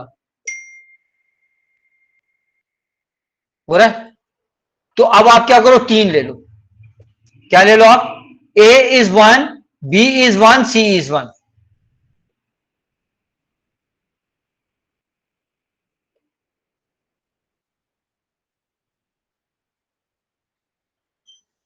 ठीक है, सही है। और यहां पे क्या ले लो, इसके लिए आप क्या ले लो, क्योंकि आपने अप्लाई करके देखा नहीं बन रहा, अब आप क्या लिख सकते हो, और क्या बन रहा है बेटा, A is 0, B is 1, C is 0। दो थे तो दो जगह अप्लाई करना है, तीन है तो फिर वो एक ही कॉम्बिनेशन बनेगा, B is 1 and C is 0। देखो एक और मैं करवाता हूं, अब मैं जरा प्लान करके करवाता हूं।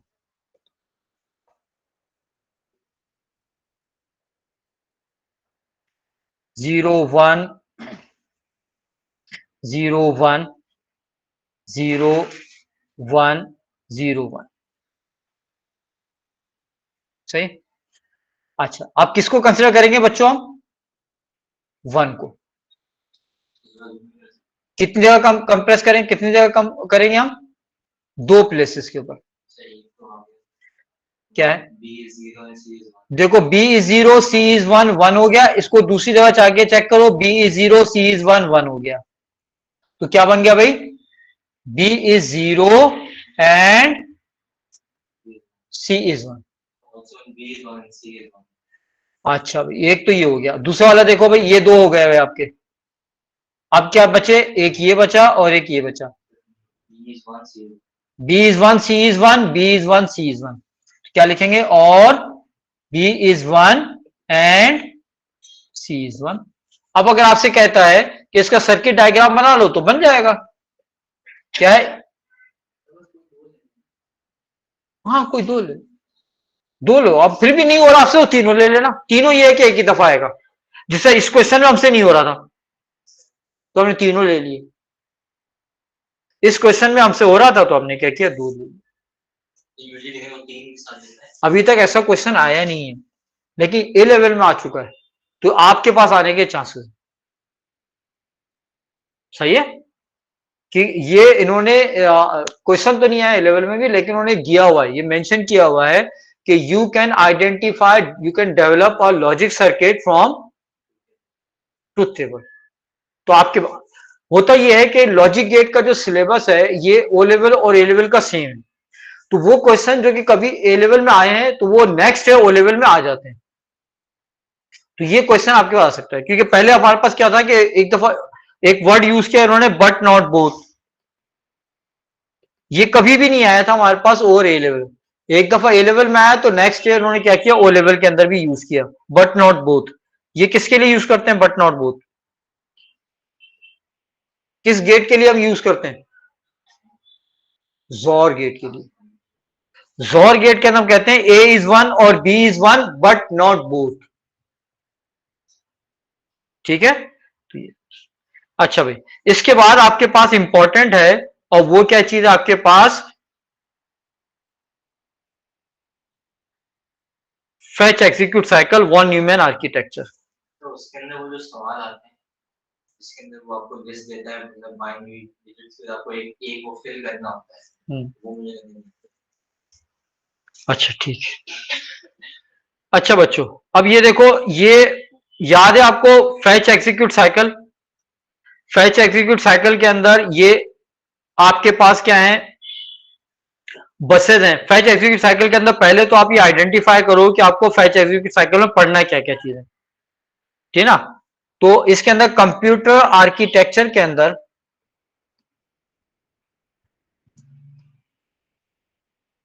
क्या क्या चीजें पढ़नी है आपको? आपको याद करना है, रट्टा लगाना है, स्टोर प्रोग्राम कॉन्सेप्ट।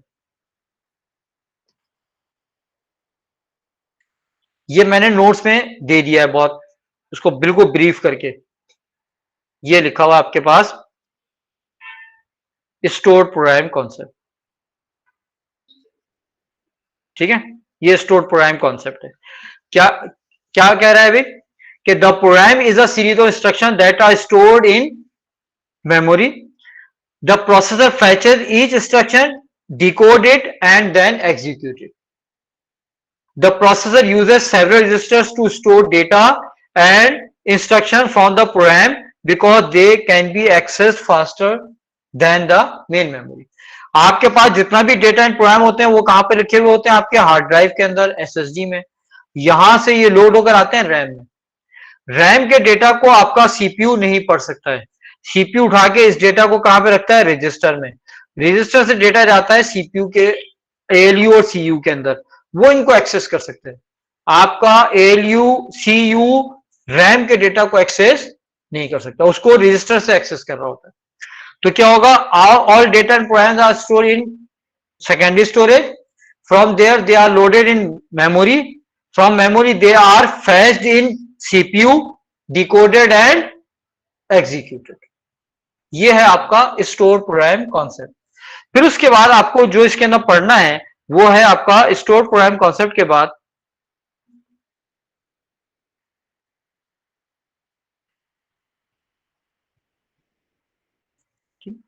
फिर आपको पढ़ना है इसके अंदर कंपोनेंट्स। क्या कंपोनेंट होते हैं भाई आपके पास? इनपुट डिवाइसेस होते हैं, आउटपुट डिवाइसेस होते हैं। इनपुट डिवाइसेस डेटा देते हैं कंप्यूटर को, आउटपुट डिवाइसेस आप रिजल्ट लेके जाते हो कंप्यूटर से। आपके पास स्टोरेज डिवाइस होता है जिसको मेमोरी यूनिट कहते हैं, इसमें आपका रोम भी है एंड रैम भी है। ये कनेक्टेड होते हैं किससे? स्टोरेज डिवाइस से।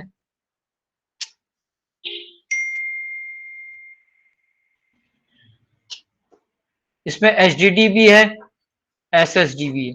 यहां से डेटा कहां पर आता है? रैम में। रैम से जाता है ये किसके अंदर? सीपीयू के अंदर। ये सीपीयू है।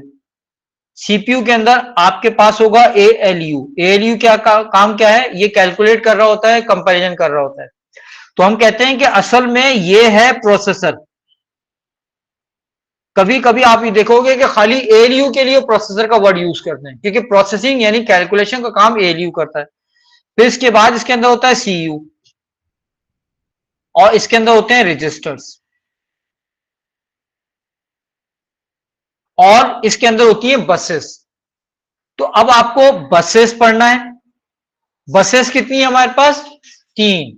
डेटा बाई डायरेक्शन है, एड्रेस यूनि डायरेक्शन है, और कंट्रोल। कंट्रोल बस भी बाई डायरेक्शन है। ठीक है। अच्छा, ये कंट्रोल बस जो है वो सीयू के साथ सिंक्रोनाइज होती है, सीयू के सिस्टम क्लॉक के साथ। फिर रजिस्टर्स हैं। रजिस्टर्स हमारे पास क्या होते हैं? जो रजिस्टर्स आपको याद रखने हैं, कितने रजिस्टर हमें पढ़ने हैं?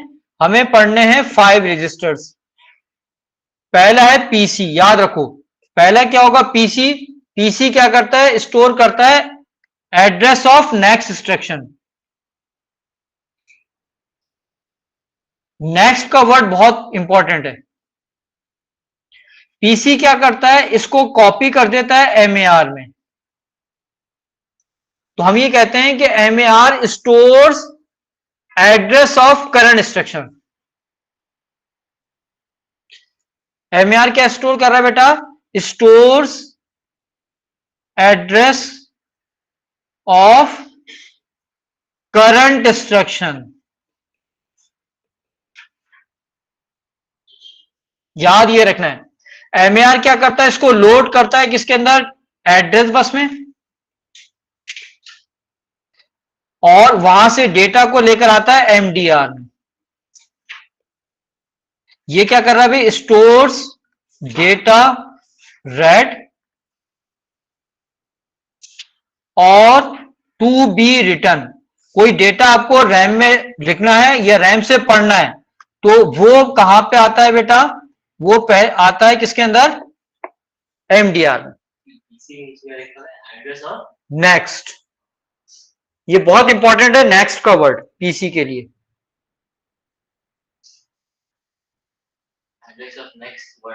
इंस्ट्रक्शन हो सकती है, डेटा हो सकता है, कुछ भी।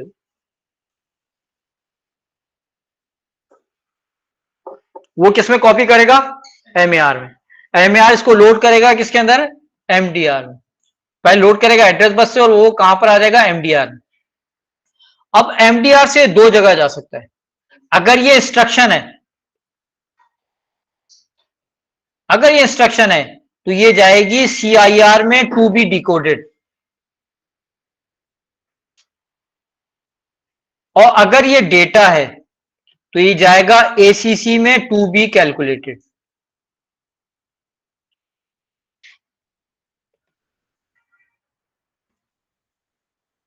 ठीक है, ये हो गया आपका फेच एग्जीक्यूट साइकिल। जिसको रट्टा लगाना है आपको, पक्का पक्का रट्टा लगाना है इसको।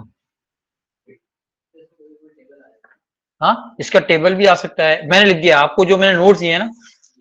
अच्छा, गाड़ी में मेरे नोट्स रखे हुए, लेते हुए जाना मेरे से। आप लोगों ने प्रिंट आउट निकाले इसके? आपने निकाले? हाँ, तो गाड़ी में रखे मेरे से लेते हुए जाना। एक मिनट। अच्छा, यहां पर देखो बेटा, ये रैम है। पहले क्या होगा, पीसी में पीसी स्टोर करेगा एड्रेस को, ये कॉपी कर देगा एमएआर में, एमएआर उस एड्रेस को लोड करेगा और वो कहां पर आएगा, एमडीआर में। अब एमडीआर में आने के बाद अगर वो इंस्ट्रक्शन है तो वो जाएगा सीआईआर में और फिर डिकोडर के पास, और अगर वो डेटा है तो वो कहां जाएगा, एसीसी में, और वहां से एएलयू के पास। और पीसी जो है वो इंक्रीमेंट बाय 1 हो जाएगा।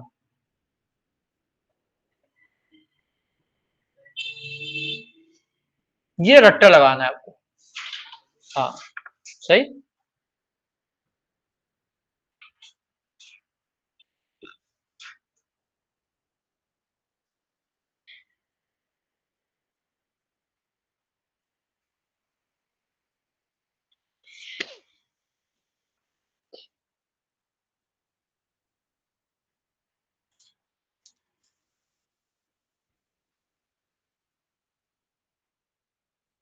सीआईआर से एएलयू जाना है। नहीं,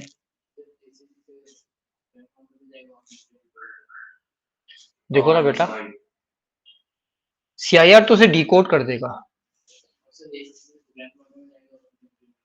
एसीसी से एएलयू में जाएगा, एएलयू से कैलकुलेट करेगा। सीआईआर से पीसी में जाएगा डिकोडर। सीआईआर से पीसी में नहीं जाएगा, डिकोडर में जाएगा जो सीयू के अंदर है। देखो, ये एएलयू है, यहां से डेटा एएलयू में आएगा, और ये सीयू है, सीयू के अंदर डिकोडर है, तो यहां, और ये सिस्टम क्लॉक है, सीआईआर से सीयू में आएगा टू बी डिकोडेड।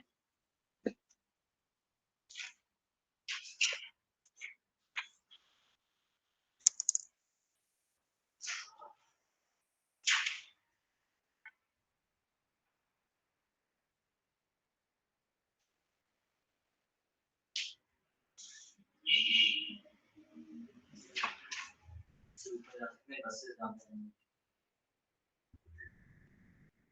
हाँ बेटा, यहाँ पे अपनी बसेस लिखी थी हमारे। जहां मैंने बसेस लिखी हैं,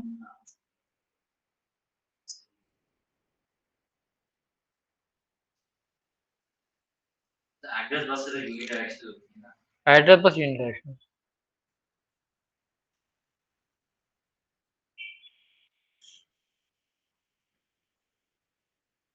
एड्रेस बस यूनिट डायरेक्शन है, बाकी सारी बाई डायरेक्शन।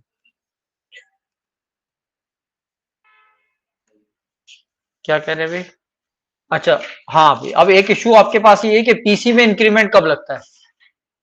तो बेटा, पीसी का कंटेंट आपने एमएआर में कॉपी कर दिया ना, उसके बाद कभी भी आप इसमें इंक्रीमेंट कर दो। लेकिन पीसी का कंटेंट आपने एमएआर में कॉपी नहीं किया है अभी, तो अगर आपने इंक्रीमेंट कर दिया तो वाला वो एड्रेस क्या हो जाएगा, वेस्ट हो जाएगा। तो आप पहले क्या करोगे, पीसी का कंटेंट एमएआर में कॉपी करोगे, उसके बाद आप कभी भी उसके अंदर इंक्रीमेंट लगा सकते हो।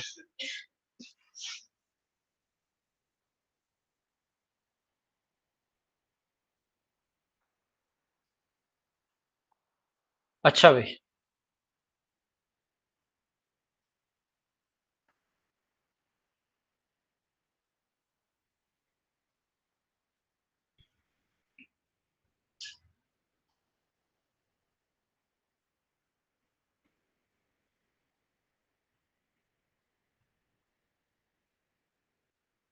यस बच्चे, क्या है, चेक डिलीट चाहिए। अच्छा भाई, चेक डिलीट का क्वेश्चन एग्जाम में आ सकता है आपके पास, चेक डिलीट और चेकसम का कंपैरिजन का भी क्वेश्चन आ सकता है, ठीक है ना। ये आपके पास एग्जाम में इंपॉर्टेंट क्वेश्चन है आपके लिए। हाँ, एक दफा कंपैरिजन भी करवाया इन्होंने, तो आपको चेक डिलीट और चेकसम को कंपेयर करना भी आ सकता है आपके पास, और आपको जो है वो चेक डिलीट और चेकसम का अलग से क्वेश्चन भी आ सकता है। तो मेरे ख्याल में मैंने आपको यहाँ पे दे दिया है। अच्छा अच्छा, चेक डिजिट कैलकुलेट करने का क्वेश्चन आएगा ना, तो उसमें मेथड दिया हुआ होगा, ठीक है। तो फॉर एग्जांपल मैं यहाँ पे मेथड लिख के फिर मैं इसे करवा देता हूँ आपको। चेकसम में क्या होगा बेटा, चेकसम के अंदर हम क्या करते हैं कि सबसे पहले we divide the data packet into smaller parts, ठीक है। फिर उसके बाद हम एक एल्गोरिदम अप्लाई करते हैं इसके ऊपर, चेकसम का एल्गो अप्लाई करते हैं, तो हमारे पास एक नंबर जनरेट हो जाता है। इस नंबर को एल्गो अप्लाई करते हैं, चेकसम का एल्गो अप्लाई करते हैं, तो वहां पर एक नंबर आ जाता है, इस नंबर को हम कहते हैं चेकसम। इस नंबर को हम अपने डेटा पैकेट के साथ कनेक्ट अटैच कर देते हैं,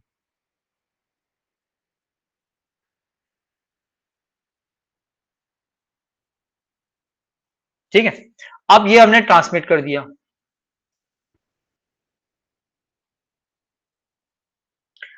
यूजर के पास दो चीजें जाएंगी, रिसीवर के पास, एक आपका डेटा का पैकेट जाएगा और दूसरा चेकसम जाएगा। रिसीवर क्या करेगा, इसके ऊपर सेम एल्गोरिथम अप्लाई करेगा, तो उसके पास उसका अपना चेकसम कैलकुलेट हो जाएगा। Now your receiver has two checksums, ये क्या करेगा, इन दोनों चेकसम को एक दूसरे से कंपेयर करेगा। अगर सेम होगा तो डेटा ट्रांसमिट हो गया करेक्टली, नहीं हुआ तो फिर देयर इज एन एरर। अच्छा, अब ये क्या हो सकता है, सपोज किया मैं एक एग्जांपल ले रहा हूं कि सपोज किया मैं अप्लाई करता हूं मॉड 256, तो अगर डेटा का साइज है 300, तो उसको मैं 256 से डिवाइड करूंगा तो मेरे पास जो चेकसम आएगा वो क्या आएगा 44। तो चेकसम क्या आ रहा है 44, ये मैंने साइन कर दिया। रिसीवर क्या करेगा, चेकसम को चेक करेगा और फिर वो ये तो हो गया चेकसम। चेक डिजिट क्या है, check digit is a number that is given mostly in barcodes, barcode के अंदर ये नंबर दिया होता है, ठीक है। जैसा ये मैं एक बारकोड लेकर आता हूं आपके सामने,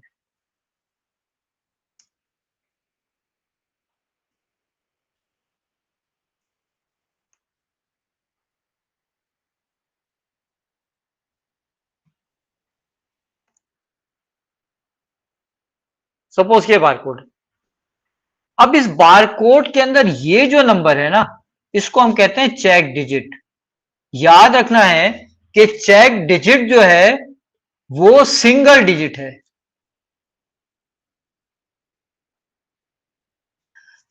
अच्छा, चेक डिजिट कब यूज करते हैं, जब हम बारकोड को स्कैन करते हैं तो हम ये चेक करते हैं कि बारकोड करेक्टली स्कैन हुआ है या नहीं हुआ है। इसका मतलब है कि चेक डिजिट कब यूज हो रहा है, at the time of entry. और चेकसम कब यूज हो रहा है, at the time of transmission. Checksum में भी मल्टीपल कैरेक्टर, जैसे भी मैंने आपको बताया था कि 44 आ गया, चेक डिजिट क्या होगा, सिंगल कैरेक्टर होगा। चेक डिजिट क्या होगा बेटा, सिंगल कैरेक्टर होगा। चेकसम क्या हो सकता है, चेकसम तो मल्टीपल डिजिट हो सकते हैं।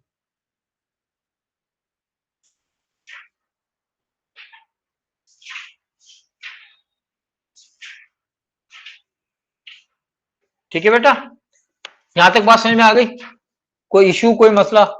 तो आपके एग्जाम में क्वेश्चन आ सकते हैं चेक डिजिट कैलकुलेट करने के, चेकसम कैलकुलेट करने का। चेकसम कैलकुलेट का मेथड नहीं आता है, चेकसम कैसे काम करता है उसका मेथड आता है।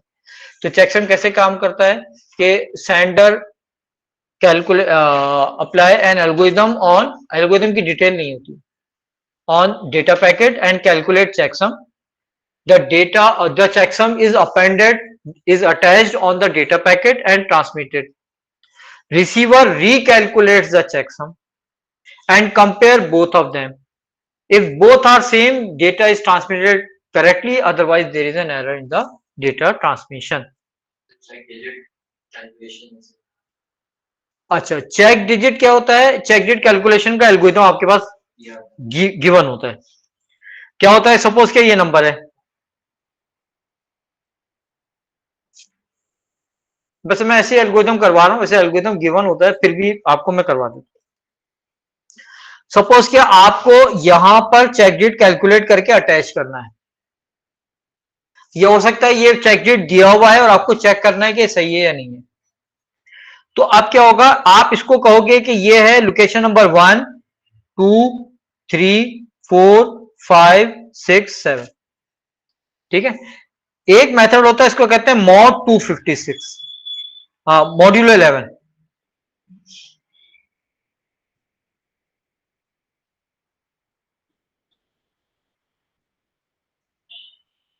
क्या करते हैं भाई, हम हर डिजिट को उसकी पोजीशन से मल्टीप्लाई कर देते हैं और उनका सम निकाल लेते हैं। तो टोटल कितना हो जाएगा भाई आपका, टोटल हो जाएगा, ये मल्टीप्लाई होंगे आपस में, 4 टाइम्स 7 कितना बनेगा बेटा, 28।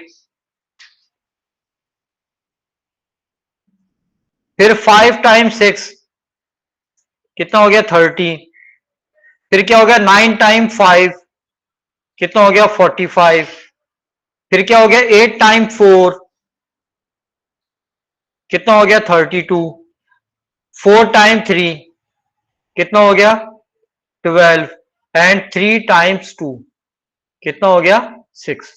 अब इनको सम निकाल लेंगे, किसका सम निकालेंगे, 28 और 30 कितना हो गया, 58।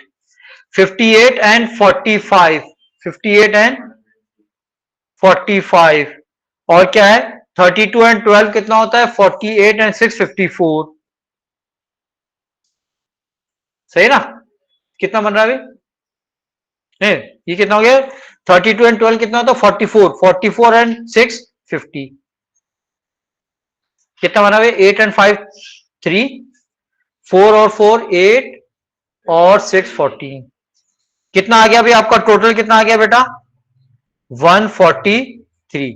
अब इसको हम क्या करते हैं, ये 5 है ना, 8 और 5 13, क्या 3 कैरी 1, 4 और 4 8, 8 एंड 1 5, 8 एंड 6 14, ठीक है ना, ये हो गया। अच्छा अब इसको हम क्या करते हैं, इसको डिवाइड करते हैं किससे, 11 से। तो 11 से डिवाइड करके रिमाइंडर कैलकुलेट करते हैं, उसके लिए मॉड का फंक्शन यूज करते हैं। 143 divide by 11 time 1 11 3 3, 11 time 3 is 33। तो अब आपका क्या आ गया भाई, चेक सम क्या आ गया आपका, सॉरी चेक डिजिट क्या आ गया आपका, ये हर वक्त 11 से होता है, वो कुछ और भी 10 भी आता है कभी, वो बताता है। हाँ 0। तो आपका चेक डिजिट कितना हो गया भाई, 0। तो यहां पे 0 लिखा होगा।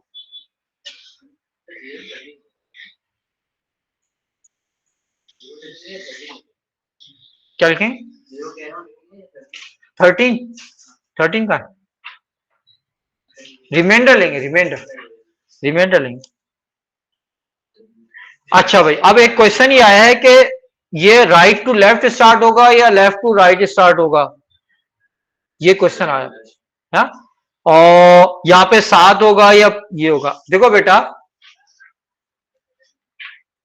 इसके लिए हमारे पास एग्जाम में इन्होंने चेकडिट के ऐसे क्वेश्चंस भी दिए हैं जिसके अंदर उन्होंने चेकडिट को स्टार्ट किया है राइट टू लेफ्ट, और ऐसे क्वेश्चंस भी दिए हैं जिसमें उन्होंने स्टार्ट किया है लेफ्ट टू राइट।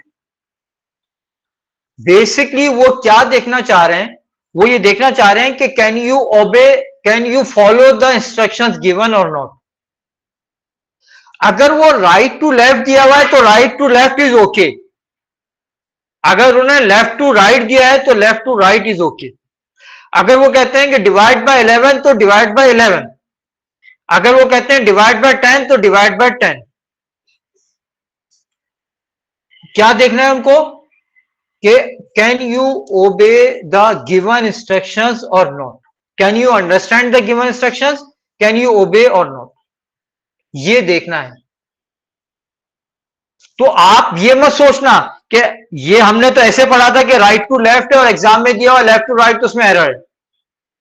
आप वहां पर पेपर को रिव्यू करने के लिए नहीं बैठे हुए, आपको पेपर के एरर्स आइडेंटिफाई करने का किसी ने नहीं बोला। आपको क्या करना है, आपको ये बताना है कि you can understand the instructions, you can follow the instructions, ठीक है ना। वरना फिर क्या होगा कि आप कभी एग्जाम में ऐसा भी हुआ है, तो आपको ये नहीं करना। आपको क्या करना है, देखना है कि वो क्या पूछना चाह रहा है। वो ये नहीं देखना चाह रहा है कि आपको चेक डिट तो आपको चैट के पूरे एल्गोरिदम पता है नहीं पता है, वो देखना चाह रहा है कि आप जो एल्गोरिदम गिवन है उसको आप फॉलो कर सकते। एल्गोरिदम का मतलब होता है स्टेप्स।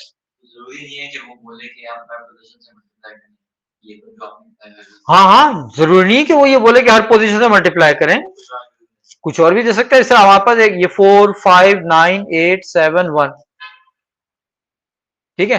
तो समटाइम मॉड्यूलो 10 मेथड के अंदर हम क्या करते हैं, मॉड्यूलो 10 मेथड के अंदर हम इवन पोजीशन और पोजीशन को एक दूसरे से सेपरेट कर देते हैं।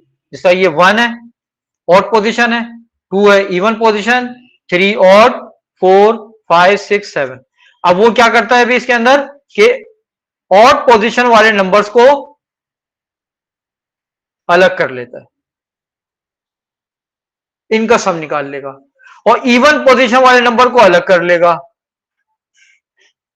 इनका सम निकालेगा। वो एग्जाम में दिया हुआ होगा मेथड। अच्छा, वो ये भी कह सकता है कि चेक डिट यहां पर है, हाँ यहां ठीक है, इट्स ओके। अच्छा, ये भी हो सकता है कि वो आपको चेक डिजिट दे दे और बोले कि ये मालूम करो कि ये करेक्ट है या इनकरेक्ट है। आप क्या करोगे, अपना चेक डिजिट कैलकुलेट करोगे। आपने जो भी चेक डिजिट कैलकुलेट कर दिया है उसको आप इससे कंपेयर करोगे। आपका चेक डिजिट और यहां पे दिया हुआ चेक डिजिट सेम है, तो आप करोगे, आप लिखोगे वैलिड, करेक्ट। और आपने कैलकुलेट जो चेक डिजिट किया था वो यहां पे दिया हुआ चेक डिजिट नहीं था, तो इसका मतलब ये हुआ कि यहां पे चेक डिजिट कौन सा लिखा हुआ है, इनकरेक्ट लिखा हुआ है। आपने तो स्टेप्स को फॉलो करके किया ना, तो आपने तो क्या किया, सही चेक डिजिट कैलकुलेट कर लिया है बिल्कुल कॉन्फिडेंस के साथ। जब आपका चेक डिजिट कैलकुलेट किया हुआ चेक डिजिट यहां पे दिए हुए चेक डिजिट से मैच नहीं करेगा, तो आप लिखोगे कि यहां पे जो चेक डिजिट दिया हुआ है वो आपका इनवैलिड। वो आपसे पूछेगा ये कि बताओ कि ये चेक डिजिट वैलिड है या इनवैलिड। सही। फिर उसके बाद आपके पास क्वेश्चन आते हैं, आपको स्टेप्स ऑफ वर्किंग याद करनी है। जैसे ये आपके पास है, ये मैंने बड़ा ब्रीफ करके आप लोगों को दे दिया है, बहुत ब्रीफ करके।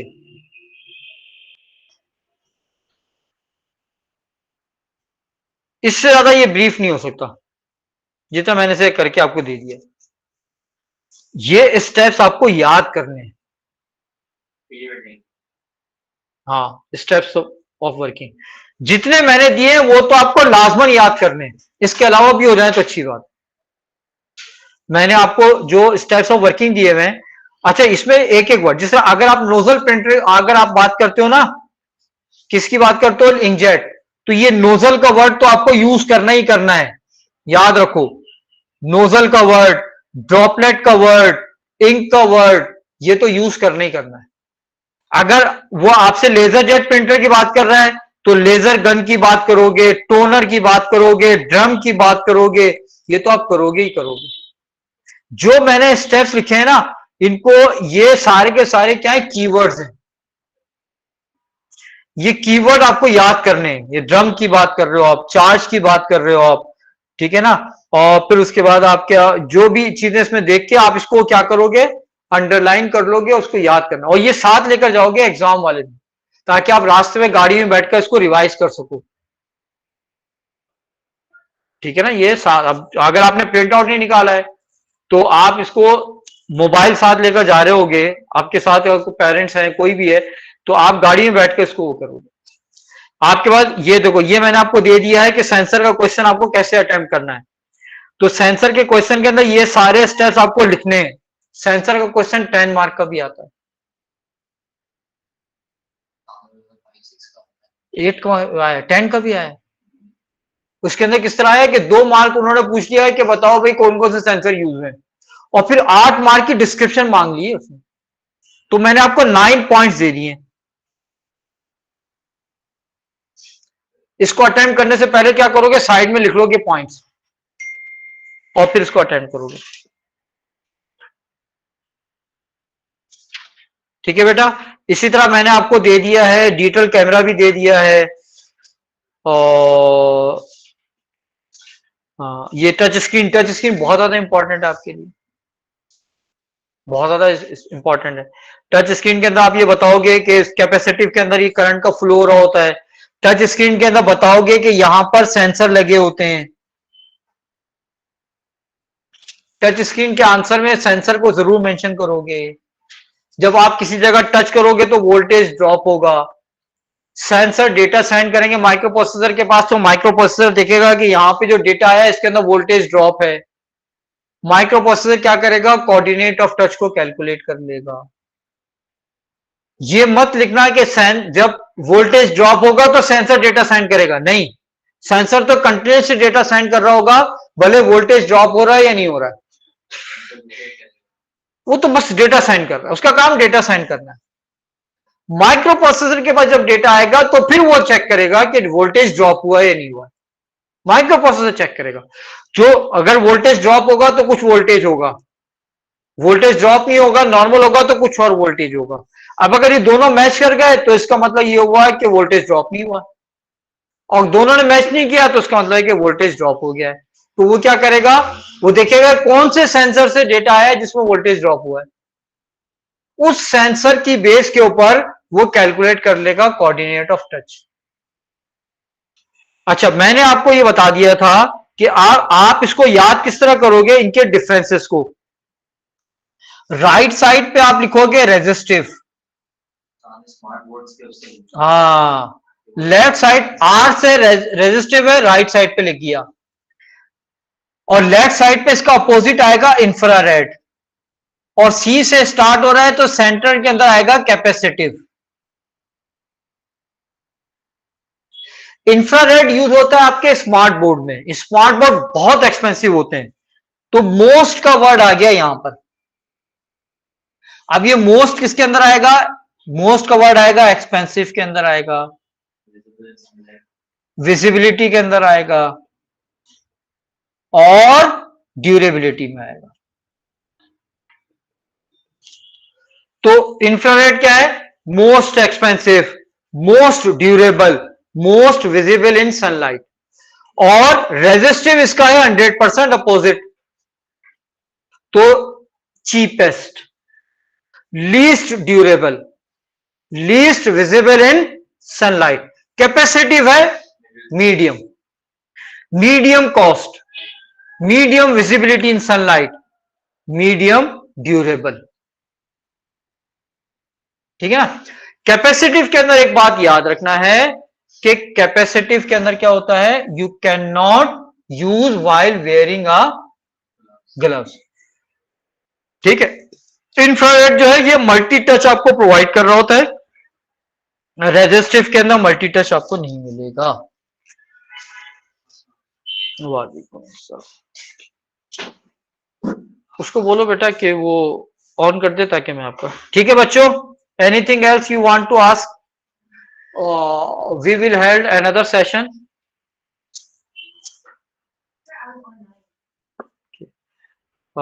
इंशाल्लाह एट द नाइट। हाँ, मैं जब रात में 11 बजे के करीब 10 बजे जब घर पहुंचूंगा तो फिर हम एक और सेशन कर लेंगे। जो आपको प्रॉब्लम होंगी आप मुझे व्हाट्सएप करते रहना, सबको जमा करके मैं सेशन कर लूंगा। तो उसके अंदर जिसको जो चीज पूछनी है वो सेशन में आ जाए, वरना ठीक है। इंशाल्लाह बहुत अच्छे मार्क्स आ सकते हैं आप लोगों के। पेपर आपका कंप्यूटर का इजी होता है। थ्रेशोल्ड तो अब जब पेपर होगा, पेपर आने के बाद पता चलेगा कि थ्रेशोल्ड क्या है। थ्रेशोल्ड तो एक वो होता है कि ये होता है कि पेपर, एक थ्रेशोल्ड एक अलग चीज है, वो एक अलग इसकी साइंस है, उसको आप नहीं समझ सकते। थ्रेशोल्ड के अंदर वो क्या करते हैं, बिल्कुल आपको क्लियरली बता दूं। वो क्वेश्चन जो आप लोग थ्रेशोल्ड को देखकर बड़ा खुश हो रहे होते हो, बेसिकली थ्रेशोल्ड के अंदर वो क्वेश्चन जिनको सब बच्चों ने अटेम्प्ट किया था, 100% जिनका सही हुआ था, वो थ्रेशोल्ड का पार्ट नहीं होता है। अब आपको 75 मार्क्स का क्वेश्चन है, उसके अंदर आपको अगर थ्रेशोल्ड नजर आ रहा है 50, तो इसमें वो क्वेश्चन जो कि बहुत अच्छे थे उनको तो रिमूव कर देते हो, तो एक अलग कहानी है, उसको आप थ्रेशोल्ड को आप नहीं समझ सकते, तो आपके लिए है ही नहीं थ्रेशोल्ड। पता नहीं क्यों टीचर्स आपसे डिस्कस करते हैं थ्रेशोल्ड को। ठीक है बेटा, कोई गेस्ट पेपर नहीं है, कुछ भी नहीं है, बता दे रहा हूं, बिल्कुल हर चैप्टर से क्वेश्चन आता है, किसी ऐसे रिस्क में नहीं। मैंने एक साहब का गेस्ट पेपर देखा, उन्होंने क्या कर दिया कि पूरे पास पेपर दे दिए, बोला ये गेस्ट पेपर। तो भाई ये गेस्ट पेपर का कॉन्सेप्ट सिर्फ मैट्रिक सिस्टम वालों के पास, आप लोगों के पास नहीं है गेस्ट पेपर। इस चक्कर में नहीं पढ़ो, अपने साथ ज्यादती करोगे। ठीक है बेटा, तो इंशाल्लाह आप लोग उनको बोलेंगे वो रूम वो करने, तो वहां पे मैं आपका मॉक होगा। ठीक है बच्चों, जो ऑनलाइन है वो तो ठीक है बच्चों। Anything else you want to ask?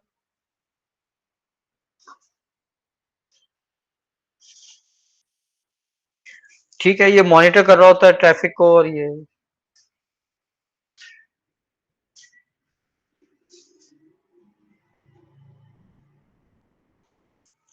देखो बेटा, ये फायरवॉल वाले सारे ऑप्शन आप लिखोगे प्रॉक्सी सर्वर के अंदर। फायरवॉल याद कर लो, प्रॉक्सी सर्वर के आंसर आपके हो जाएंगे। बस कुछ चीजें आपके, दो चीजें एक्स्ट्रा है प्रॉक्सी सर्वर के अंदर, कि प्रॉक्सी सर्वर क्या कर रहा होता है कि वो आपकी आईपी एड्रेस को हाइड कर देता है, अपनी आईपी एड्रेस आगे ट्रांसमिट कर रहा होता है। यानी अगर आपने सपोज किया प्रॉक्सी सर्वर इंस्टॉल कर दिया है अपने वेब सर्वर पर, तो अब आईपी एड्रेस वेब सर्वर का आगे नहीं जाएगा, आईपी एड्रेस किसका जाएगा? प्रॉक्सी सर्वर का जाएगा। और फिर वो क्या करेगा, प्रॉक्सी सर्वर जो है, और आप क्या करोगे, प्रॉक्सी सर्वर के ऊपर अपनी सिक्योरिटी मेथड अप्लाई कर दोगे सारे। ठीक है, तो वो उसके ऊपर अप्लाई होगा। RLE जो है वो लॉसलेस फाइल कंप्रेशन है, इसको हम लॉसी फाइल कंप्रेशन में यूज नहीं करते। रन लेंथ इनकोडिंग जो है वो फायरवॉल, याद रखना है बेटा, फायरवॉल में भी सॉफ्टवेयर और हार्डवेयर, प्रॉक्सी सर्वर एक कंप्यूटर है।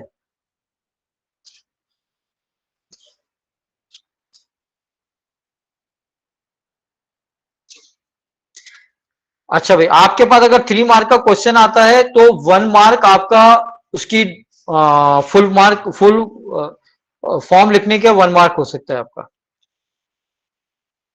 1 मार्क का क्वेश्चन है तो अच्छा याद रखना है आपके पास कि आपके पास एग्जाम में क्वेश्चन इस तरह आ रहा है, write down 3 input devices.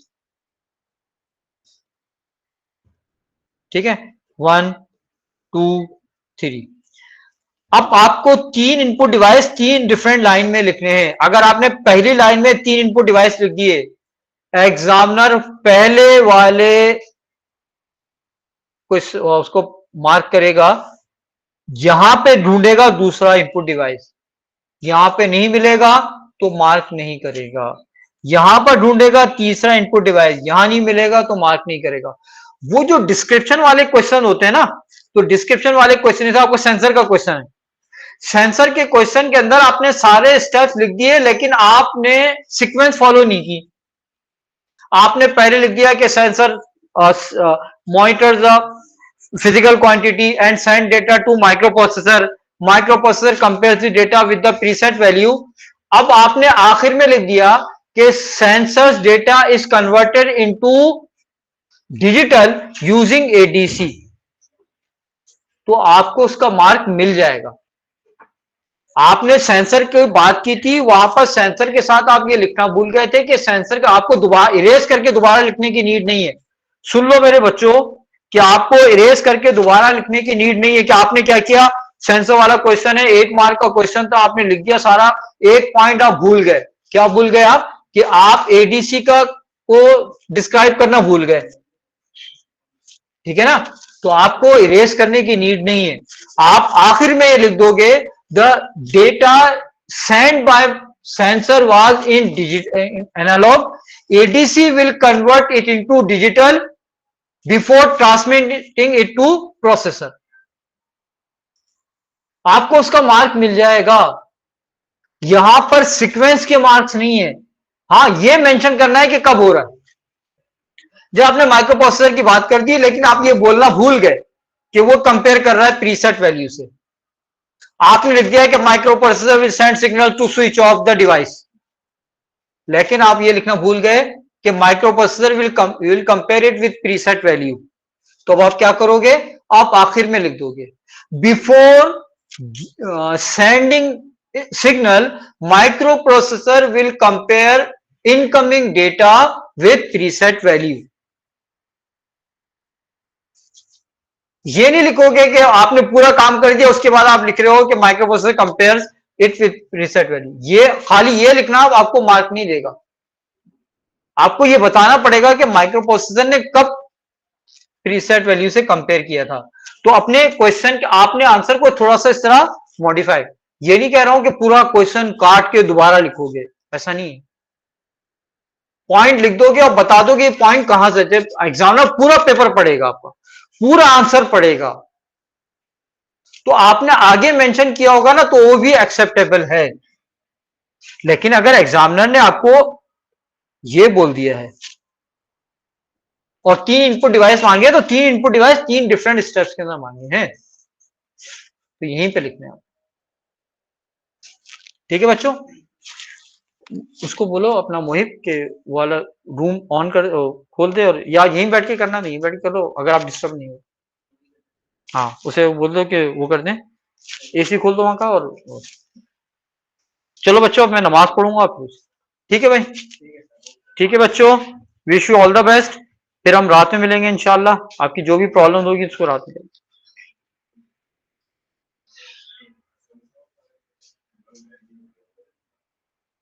Headphone के अंदर माइक इनपुट डिवाइस है और हेडफोन आउटपुट डिवाइस।